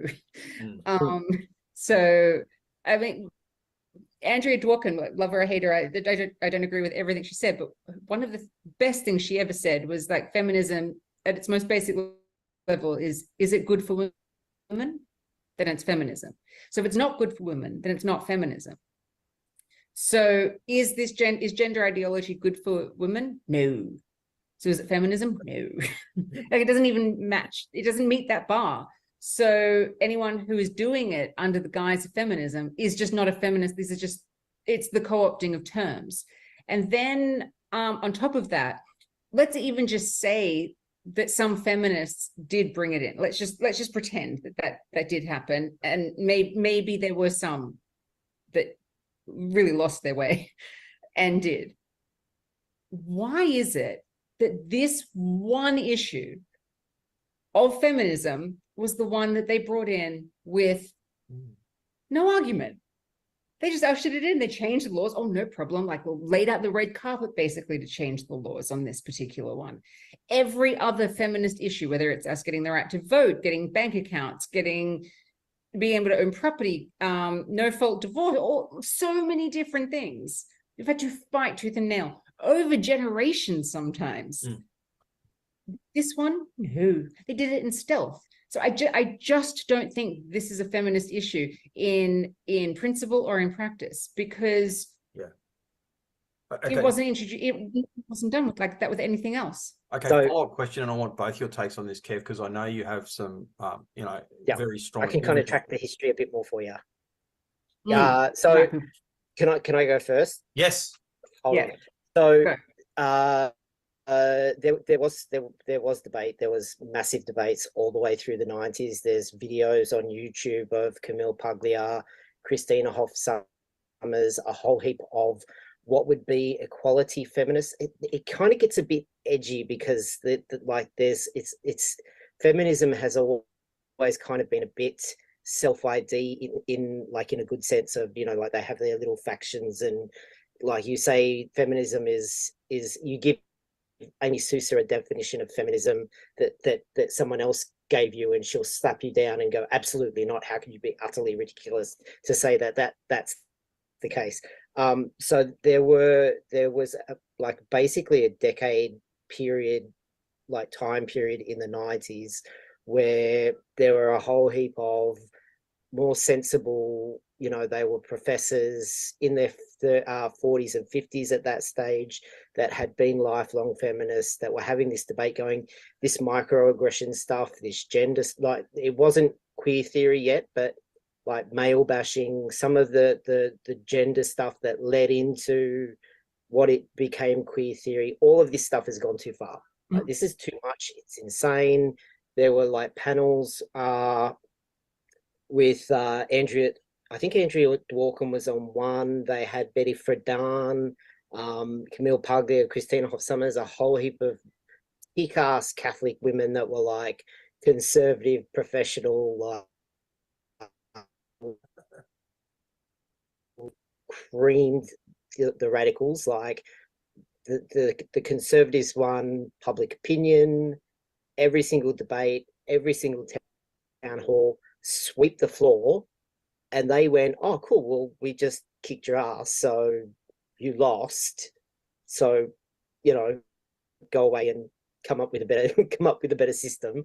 What happened was those people that lost then quietly went and collected all of the assistant professor jobs, and 20 to 25 years later, all of their ideas that they didn't change at all got added to, and now that's what we're dealing with.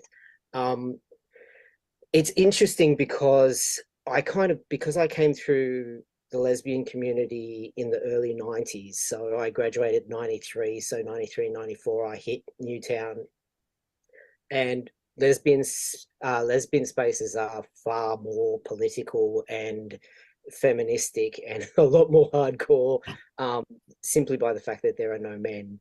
But I wasn't ever actually a feminist. Like I was always a bit, you're a bit crazy, but like Alison, and like, because I was friends with a whole heap of people that did gender studies at Sydney Uni, I was kind of swimming in this pool. So there was a lot of stuff like, you know, like back at that time, you couldn't say men are taller, you would get shouted down. If you said men are stronger, physically stronger, you would get schooled and kind of had words spat at you like, how could you be so stupid? Men have superior upper body strength. Women have superior lower body strength. The sexes are equal. There's no differences biologically between them. So when I came into this debate,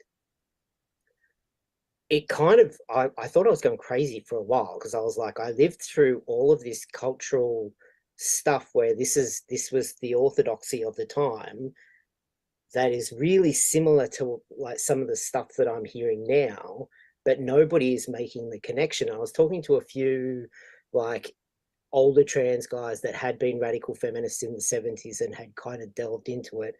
And I've watched some Janice Fiamengo as well, who goes back and actually does the reading of, you know, what happened at the notes of Seneca Falls, and like, you know, actually doesn't interpret them through a feminist, this is what they mean lens, but this is what happened lens. So there's the Kinsey money thing, which is indefensible. Yeah. Around 69, 70, Kate Millett was a huge name. A few men's rights activists that I know that say that she's probably the most influential feminist that has ever existed. She found John Money's research with David Reimer and put that into her senior thesis, which was then published as part of Sexual Politics. And that book reverberated through feminism writ large. Like it basically seems to have gone into all sorts of different avenues and realms and things like that. So blank slate feminism kind of in a number of ways paved the way for queer theory to pop up. It's kind of like it's related in a way that I can't quite pin down yet. But the difference is that there are people that are like, okay, so this is your fault, Schadenfreude, which I know Matt doesn't mean in the literal sense, where it's like, haha, suck it up, you did this, you know, you get what you pay for, sort of stuff. And then there are other people that are like we need to separate these ideas out, like the bad ideas from the good ideas. Yeah, we can't. I can't find a feminist that is willing to have a conversation, like, and it's been like almost 2 years at this point, of like they didn't really know what they were doing. I suspect that Kate Millett, John Money is presented as though the entire medical world just believed him. I was kind of in my late teens in the 90s. They closed the department down from him, didn't they? Probably, I don't know. They did. I remember when David Reimer, when the David Reimer case broke, and it was all over. Sally Jesse Raphael, Oprah was on it, Phil Donahue was on it, and they had lots of people that were like professional type people, that were psychologists and biologists and blah blah blah blah blah that came on the show. And I'm fairly certain, and Jordan Peterson has alluded to this when he's talked about it, not everybody, like it's kind of presented now that everybody just believed Money. Everybody believed like 80, 90, 100% of the medical profession fell for his nonsense. But the psychological canon of what the differences between the sexes were was so settled at that point that it hadn't been discussed for like 20 odd years, is what Peterson says. So and having watched like and remembered the you know, the talkback shows that I saw at the time, I think that there were like, it seemed to be split down the middle. It was like people that totally fell for the ideas, people that totally loved this idea that you could just, you know, like raise a boy as a girl, or that sex was completely mutable. There seemed to be a lot of people that really loved that idea, and then a lot of people that were deeply skeptical of that idea in a way that isn't really being addressed now. Like when you look back into, like, because the people that are kind of doing the research kind of weren't really aware of this trans stuff until it was well beyond crazy, and like you bumped into it and were like, what the fuck is this? Like, so they then go, okay, we need to find like the origin point of this, and they start in all of the normal places that they think to look, but there are a couple of places that they haven't seemed to think, like they haven't really, it hasn't occurred to them to look, largely because they're feminists. So it just hasn't really seemed to, like, Jennifer Billick has a history of some pretty extreme left-wing feministic politics. So it's not bad faith on her part by any stretch of the imagination. It just is, you know, she's just overlooked something. But I think Helen Joyce has boiled this down to the best place, which is that, and kind of going back to what I was saying before, like, you know, feminist ideas of whether they're good or bad have been ignored for the last 100 years. Like we've had to fight for all of them. This particular era that we're in wouldn't have happened if there weren't the autogynophiles there, the wealthy autogynophiles. She calls it the nucleus in the center of it all, because these are men with a sex drive. Because you think of your experience, if this whole movement was just of like trans men, do you think that it would have gotten any traction? No, because we all hide. We pass and go, see ya. Exactly. Yeah.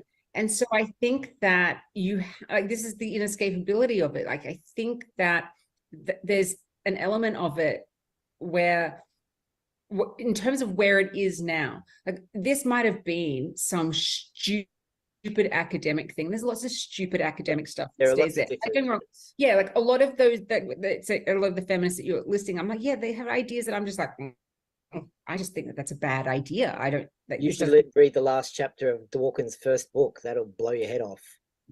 I know you know about that yet? Yeah, yeah. But it's like, if it was this is just stuff that was in academia being debated, I mean, we wouldn't be having this conversation because we wouldn't be aware of it. We just, oh, whatever, they're just like ideas, and everyone can have good or bad ideas. We've all fallen for shitty ideas. We all have shitty ideas, so it wouldn't be an issue. But because we're in a situation where this stuff has actually gone to law, it's like, where's that leap, and who's responsible for that? Yeah, because I don't hold the feminists responsible for that leap, because I don't actually think it would have been possible for the feminists to get that. I don't think that a feminist could get a law through in stealth. And if there is a single one who has, I would like them to tell me. Give me a phone number. Yeah. I think that it is. I disagree. I think the world is deeply gynocentric. I agreed with you until I transitioned, and then, it kind of, I got to see behind the curtain, and I was like, holy fuck, this is. I went to uni with someone who transitioned, like, and this is female to male, who probably optionally, but, and I'm going to say she, because that's how I knew her. Yeah. And also, I mean, I don't really go into pronouns at all, like, fair enough. And because my thing is, like, I mean, I'm friends with lots of trans people, but I'm not friends with anyone who tells me how I cannot speak. It's like, you wouldn't be friends with anyone who told you how you can and cannot live your life. You know what I mean? It's the same deal.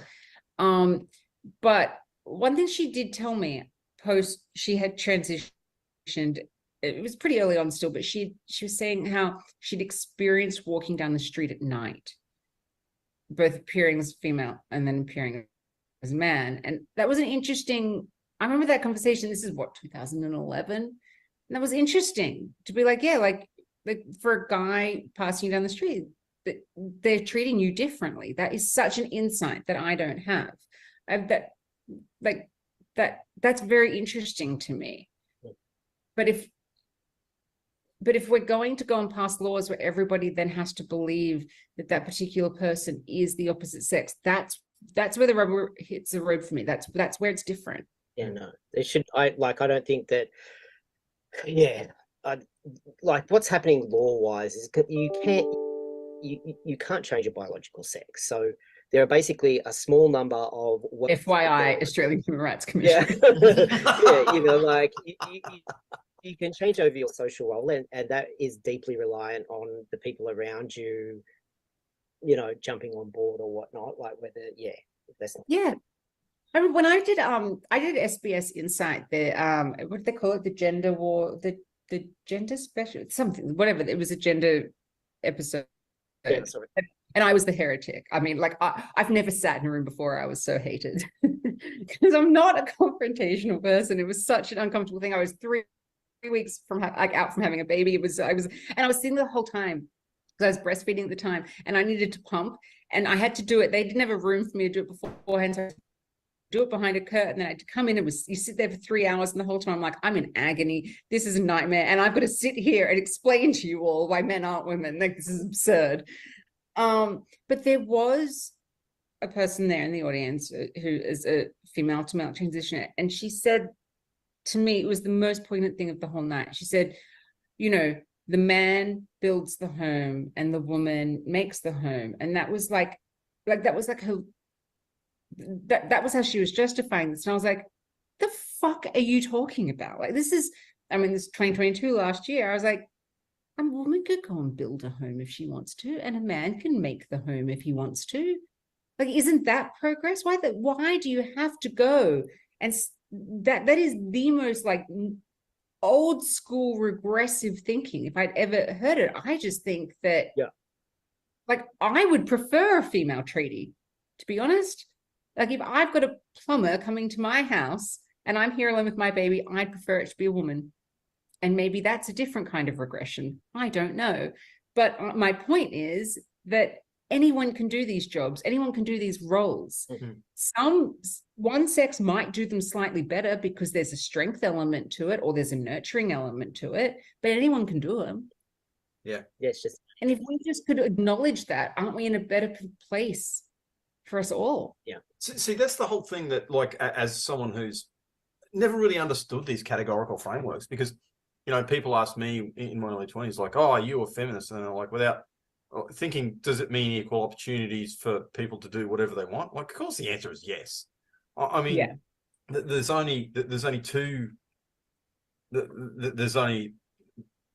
qualifications I'd make on this, and this is going to make me. And I know there's a friend of mine who watches Northern Vibe who's going to get so angry when I say this, but I don't think women should be allowed in combat roles in the military, and that's not because they don't have the courage. Because I know a lot of seriously courageous women who, in fact, like, you know, and I'm really pro women in the police, even doing like the high risk roles and stuff like that. Because like one of the best coppers, bar none, I've ever worked with is this crazy Polish woman whose name I won't mention because she kind of watches it. Like, she used to be one of the people that I picked when my superior said, "Hey, look, I need you to put together a team and go. Look, this guy's a bit violent. Like, go and get him." She was one of the first people I picked. Policing, and how I rationalize that in my mind is like, as risky as policing is, like, yes, I mean, we do risk our lives and stuff like that. It's not the military where thousands of people are going to be killed. Like, you really are just cannon fodder. I really don't want. I would ban women in combat roles for one reason and one reason only. It's because you're too valuable. And as much as Bettina Arndt got really angry when I said this, and if push comes to shove, men are expendable. Now, look, you know, and I don't mean that I think I'd go one step further. I'd ban war because I think all humans are valuable. Yeah, I know, yeah, of course. But like, you know, we live in a real world, and wars are going to happen. So, like, you know, we need to kind of like sort this out. So I would not allow women in combat roles. That's not to say that, like, I think like the World War II stuff where, you know, had women transport the Women's Auxiliary Air Force. Like, I knew a couple of people in the WAF and stuff like that. Absolutely, no problem with that. But cannon fodder being killed on the front, no. And yeah, well, that'd be pretty much the only qualification I'd make in public life. So if you have other organisations that want to, because like I'm really good friends with the local. Oh, well, sorry, he's moved. I've got quite a few friends in the Islamic community, and as you know, they're really kind of like split, and they have their role structure is even more like, if you think the Catholic Church is patriarchal, and it is, like, it's kind of like we're kind of moderate compared to like the Muslims. So you know, people should be allowed to do that, but that's a separate thing. That's not a political. That is denying. But you need to recognize it though. Like, I try not to do double think. Like, that's a recognition that, like, okay, yes, we are denying women access to the role of being Pope. Like, there's never going to be a woman Pope. You know what I mean? That's simply just not going to happen. I'll live with that. Yeah, you know, I can't. Sorry. I'll live with it. Yeah, that's it. I'm sure. Yeah, that's it. And most of the nuns, like, I've only ever met one nun who went, you know, I kind of wouldn't mind that job. I think I'd be okay. And she goes, oh, I understand. I can't. One of my favorite social commentators at the time is Fran Lebowitz, and her thing was like with like gay marriage. She was like, why gay people trying to get married and also go into the military? These are like the two great things about being gay, is that you didn't have to get married and you didn't have to go into the military. And in a way like that, going like what you were saying, it's sort of the same thing for women. It's like, yeah, I mean, I would never join the military. Like, it's not something I would ever do. And I just, like, I'm against conscription. I'm against it as much as you can possibly be. I just don't. I think if, it'd probably hold women back. I probably were not that great at it. I don't know. Then I think of my brother. He's just so uncoordinated. He'd be fucking useless. Maybe I'd be better. I don't know. See, I mean, does that make me a feminist? And because, like, I kind of like, I always thought of myself as like pro women's rights, and with those two exceptions, and like, I kind of like, I would say yes. Yeah. But it's so strange because we don't know what, and I've spoken to quite a few of my guests on this, and some of them are pretty, you know, Kev and I discussed this. some of them are pretty kind of like blue tick feminists as to, you know, how much this has impacted on that. And I think we've kind of exhausted that, but I'm going to throw out a comment that one of my feminist friends made, and I'm pretty sure it's in one of the interviews too. I don't think it was a pre-interview chat. She said, and I'm pretty much quoting it, it's like, you know, you got to understand, Matt, like this whole trans rights issue, it's actually they're men's rights activists.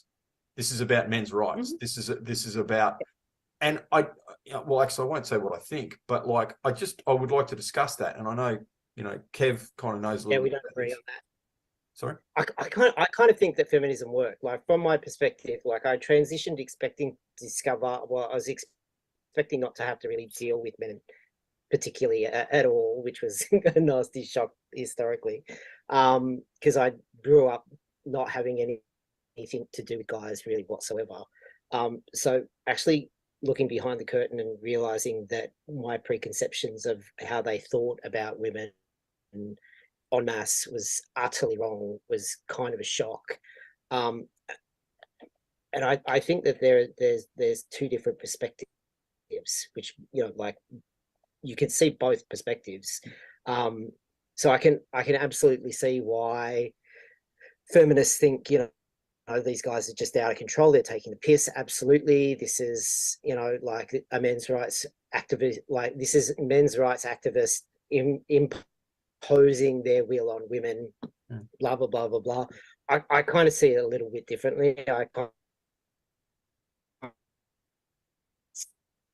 think from what I've seen from being behind the curtain, and I think that like, you see like these young guys that are self-IDing and going into female bathrooms, specifically it's happening here as well, but specifically in the US, and they're being filmed on phones as they, you know, some teenage girl will be like, what the fuck are you doing? Like, no, you're not allowed in there. And he will not hesitate in throwing a punch, like, no problem whatsoever. It doesn't even seem like there's not even a moment flicker on his face. He just is like, you've said the wrong thing, I'm going to punch you. I actually think that in a lot of ways, perhaps feminism has been overly successful. And from what I've seen and experienced is that guys for the most part see that there are differences between men and women, but for the most part they just think that they're completely equal. And the younger the people are, like, the younger people seem to think that there aren't any physical differences, especially if they've been indoctrinated with this gender woo. Like, they think, you know, you can just change your birth certificate and that'll fix your bits. Like, I actually think that feminism has been really successful in terms of, you know, reach into changing people's behavior over time, like generationally. One of the components in Australian law of gender identity they list is gendered behavior, which is so interesting, because if we even go back to that concept of lived experience, in terms of all of the men who claim to be women that I've experienced, their gendered behavior is exactly what I would expect from an abusive man. So they don't even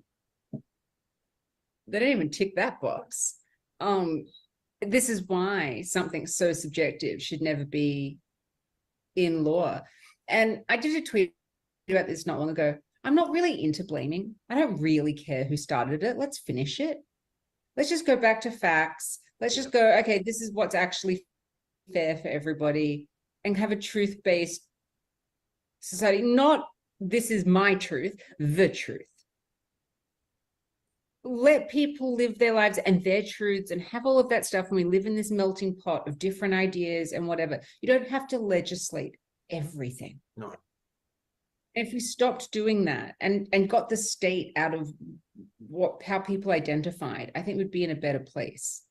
Because imagine, like, what the situation we're in with gender identity right now. Oh, sorry, hang on. My dad always calls it the best of times. The situation that we're in with gender identity right now, where we're being forced by law to believe it. Now, if we have a look at feminism. The three of us cannot even really work out a definition of it. Yeah, exactly. And we can agree with different parts of it and not agree with other parts of it. Now imagine if we were being forced to believe it. Yeah. What are we even being forced to believe? That's a situation we're in with gender identity. And I don't think it's a rebrand of feminism at all, because I don't think there is a single real feminist on the planet that went, oh, let's have a movement for men to take our rights. That'll do it. That's the end goal here. I don't. I think that it's a co-option of it. And so we're being forced to believe belief systems, and this is not sustainable. This doesn't work. And hopefully we're at getting to the point where more people are going to go, yeah, okay, I'm willing to at least speak up about that, or I can see what's going on, and I'll, yeah, I want to be part of something that stops that. Yeah, the kids stuff is I think the kids stuff will be the thing that pushes it well. Completely. Yeah. Completely and utterly agree. It's the kids stuff that will end it. I also think that in terms of the women's rights thing, I say it all the time, that I think the women who will ultimately make everybody realize what's gone wrong are women who currently think they're men. I think there's a lot of really young women. Yeah. Because they'll come out the other side. Like when you hear detransitioners, like the female detransitioners, they've seen the other side, because they've gotten in there through this modern trans activism, and they've seen what it says. They know the other side just as well as they know this side. They even know it better. Yeah, they're very articulate as well. Like Benji is super articulate. So articulate. I mean, these women are so smart, and just, I mean, they've been to hell and back. And then you have this other demographic, which is like, there's suddenly sort of, they're starting to emerge, and this is devastating. It's the young gay men who got brought into this. And so there's all these different demographics. You can't even just go, men versus women with it. Sexuality plays a point. So does age. It's just, there's so much at play here of how different demographics that are being affected, and in what way, to what extent. And it's just disastrous. I also think that the young gay men detransitioners might even have more of an impact on society. And that's because there have been women's rights movements that are attached to us, like not wanting to look at our boobs. So there'd be people that are going, also, if you've removed them, doesn't that just take that out of the equation? Lucky you. Or if we don't want to have children, and it's, oh, you've had a hysterectomy, well, there you go, you don't have to have children anymore. So there's just confusion for some people as to what's going on here. But there's never been a human rights movement of young gay men having their penises removed. Yeah. And so I think that people, that will really resonate with people, and they go, I'm sorry, they've had what removed? Yeah. And also they will listen to them, because even if the gay rights movement had just been lesbians, lesbians would still be waiting for rights, as we can see, because the Lesbian Action Group is trying to get a lesbian only event happening. I mean, they can get married, but they can't go on meet a spouse. But if without gay men being in there in that movement, it might not have happened. So yeah, I mean, I don't know. I mean, we're coming at it from such different perspectives. I don't see the world as gynocentric, but I also, I started my adult life not thinking there was any problem. I was really sheltered from it. I just thought that I could go and do whatever I wanted, that no one would ever think of me any differently, no matter what. Yeah, it was just ability based for me. That's how I was raised. You want to do it, you have the ability, you go learn, you do it. And wasn't I in for a rude awakening? Yeah, you kind of walk face first into this one. Like, it just is, even for trans people, like there are more and more transsexual people coming onto Twitter, because I basically live on that app most of the time. But it's interesting, because there are more and more and more people just showing up, and their first instance is like, and I had this as well, where you kind of come in and you think, oh, they're talking about my trans, like my experience was the experience, and you kind of slowly start realizing, oh, that's not, maybe not. And then you see like all of these things happen, and it kind of is a bit of a process of, you know, like I kind of came in and was attached to the Aarons pretty early on. And then a friend of mine that I quite like was like, yeah, I really like what they do, but I'm not really, they kind of throw trans women under the bus a little bit more than I would like. And I was like, oh shit. And then I started realizing the idea of what a trans woman is has become an in-blot at this stage as well. Like I say trans woman, and I'm thinking Blair White type people who are basically very effeminate, you know, typically homosexual type people who live in the social contract. They transitioned to be, you know, like just to get on with their lives and move along.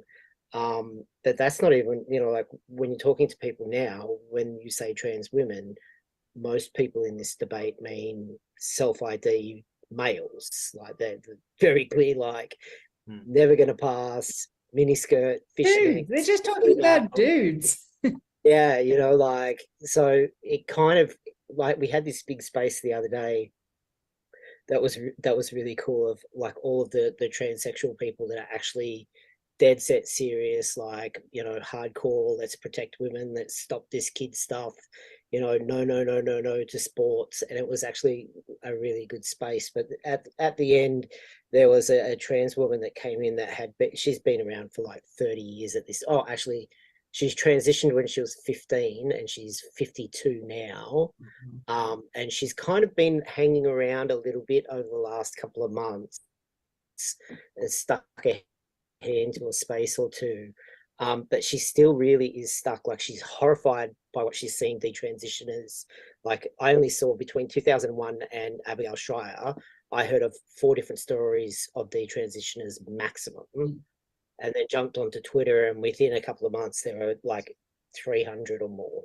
And every day I feel that there's a new one at least every week at the moment that becomes sort of prominent on Twitter for a bit. Like they're just, it's just devastating.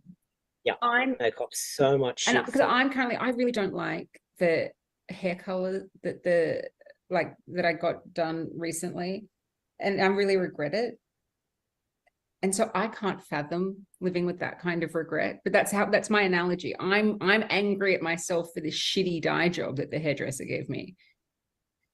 But the level of regret and distrust that you're having to go like, oh, these people lied to me. Because there's another Australian transsexual, Miana. And so oh yeah, okay, cool. So like we talk frequently, and he's gone through with me like the process that in the 90s, and like just how much therapy of like your dating pool's going to shrink, you're not changing sex, but it was honesty. Yeah, it was pure honesty. And so the decision was able to be made on honesty. That's not happening now. And that is the most dangerous thing. Like, if right now you've got the Australian Human Rights Commission saying that there's no such thing as biological sex, or it can be changed. And I mean, the Sex Discrimination Commissioner is saying this. It's fucking madness. But, you know, are they going to be arguing that same point for like a guy was told that he could change sex and then suddenly he's got prostate cancer? Yeah. Well, I mean, even the kids, like when I did the self-ID thing, video to send to Queensland for self-ID, it's like you are basically, you've got parents in a position of authority over kids, and you're not thinking about where that kid is in its lifespan. Like, it trusts everything that you say 100%. So when you say that little boy can become a girl, and all you have to do is change their birth certificate in order for them to become a girl, they believe you. Yeah. I've bumped into a few, you know, they transitioned at 14, 15, then 15 years later, they're in their early 30s, and they're still kind of struggling with it. Like there's something underlying that you can see that they're really angry about. And sometimes you think maybe it's that, like maybe it's that they really believed this on some level because they were told this when they were a kid, and they still believed in Santa Claus, more or less. Like, you know, you've got parents lying to their kids about this stuff. Of course they're going to believe you. Like, That never used to happen, you know, like you'd bump into, like 2001, I bumped into guys that would be like, you know, like, I'm just a man with a female medical history and blah, blah, blah, blah, blah. And they were like the rarest of the rare nut jobs that you would bump into. And you kind of think about it for a minute and you'd be like, well, I still have a uterus. So that can't be true. Like, you know, what are you talking about? Like, you'd never really argue the point with them that full on in public. But the idea that people giving in to their delusion and then trying to enforce that upon other people, like, is quite something. Have you seen the declaration that's going around? Kat and I did a declaration. Oh, for the New South Wales. It's not really for New South Wales. It's like a transsexual declaration. That is kind of doing the rounds on Twitter in certain spheres of trans people that are like, no, this isn't okay. Transitioning kids is not. Okay, no, because I signed one from Kat yesterday, but you like, yeah, that's to force a parliamentarian thing. Mm-hmm. And it's really interesting because because I was attached to the Arons really early on, I basically got put on the Nazi block list, and you know, no one has really bothered me that much ever since. But so I put this declaration saying basically that it starts off by saying that you can't change sex, kids shouldn't be allowed to do this, kids can't consent, blah blah blah blah blah. And then there are some really young trans women who are early in transition, who are HSTS type, very, very effeminate gay boys who will pass if they, well, I mean, they don't even have to start that early. You know, if they start by the time they're 20, 22, you know, by the time they're 30, 35, they'll be well on their way. Like, they'll be fine. People will accept them, etc., etc. But they're really like freaking out. They're being super polite. Like, it's the politest I have ever seen Charles be. They've been super, like, extra polite, gone out of their way not to be offensive at all. But they basically are, they zoom down onto this part about, if you take HRT, then basically it puts your blood level, testosterone or estrogen, into the realm of male or female. So therefore you are biologically male or female, and you need to stop. It's just not true. Yeah, and it's like, you need, like, and then they start freaking out about, if I don't start HRT and puberty blockers at age 12, then my life will be over. And it's like, you guys are so young. Like, you're believing nonsense, cherry picking data, and you're showing the whole world that you are not emotionally mature enough to engage in this debate, let alone start down this process. Like, also, can't we just like work towards accepting bodies and being like, if you want to be a really effeminate guy, be one. If you want to be a really masculine woman, be one. You don't have to take any pharmaceuticals for that. You don't have to change laws for that. You can just go and be who you want to be. It's just, all of this can stay out of it. I will die on this hill. I think it's a bad treatment plan. No 20-year-old gay man should be going, oh, if I could just get this amount of estrogen. No, you don't need any foreign synthetic hormones. Just be you. You're fine. Yeah. The stories that they've told themselves over and over and over and over, like, they are so, like, it's the strangest thing I've ever, like, and it's a long thread because there are a lot of them that had a lot to say, but like, it's just the strangest thing that I've ever seen before in my life. Like, I mean, then you listen to the gay men detransitioners, and they say they've all been groomed by autogynephiles online, and that's horrific. And there's just so many layers here. This is not cool, and there's no quick fix to it, and there's no just, oh, force everyone to believe this law and everyone's happy. It's like how, you know, being trans is not a hive mind. Like, no one, there's not this agreement amongst everybody. As you said before, the trans men and trans women are their own communities in and of themselves, and then you've got fractures within those. It's the same with feminism. Like, how the fuck are we supposed to think that all women are supposed to believe in one ideology? I mean, it's ridiculous. All women live different lives. Some have children, some don't. Some are married, some are not. Some are old, some are young. Some have had trauma, some have not. Different economic different racial the intersection, like the intersectionality tried to fix this, and it's like, no, you just complicated it because you actually just tried to compile everything rather than going, oh no, there's actually just everyone's different. That's just it is. You can't define everything. Like there's something. Yeah, it's just like, and like some shit's really unfair and some shit's really fair, and that's in a way that's just actually life. Yeah. Seeing this thread, I'm kind of quickly coming up on the, you know what, I'd actually be 100% fine if we stop this shit completely tomorrow. Like, and we're like, okay, we're going to sort this out for a couple of years and then maybe we'll come back to it. Like, because it's such a mess. Like, it's so ridiculously, untenuously a mess. But even in saying that, how you then, you know, like with all of this human rights stuff, like, I'm not even sure I believe in human rights anymore. I believe in them. I just don't believe in human rights organizations. like what do you have a human right to exactly if hormones and castration surgery is amongst it? Like, it's a privilege because of the time you live in, and you've abused the fuck out of it. Like, by, you know, did you see that wrestling stuff today? Like, it just is jiu-jitsu stuff. Yeah, it's madness. Absolute what? madness. Sorry. Oh, men are doing jiu-jitsu fighting with women in competition. And basically, you see on the mat is a man doing this, and presume that there's a woman underneath on the mat somewhere. Like, for the most part, like you can't even see her; she's just under there getting smashed. Why? Look, like, it's ridiculous. I mean, so I have to go now because my little girl just came home. Ooh. Hey, all right, show us. Come on, show us the 14 months. All right, so that was pretty much the end of the interview. We did have a little bit, but thank you so much for staying with me. I've had a couple of great comments. Some of them about my face. It's sunburn and some skin cancer treatment. It's nothing too bad. Thank you very much for your concern. And please like and share this one. And I need comments on this one. Really, really interested in perspectives. That's one of the most important things.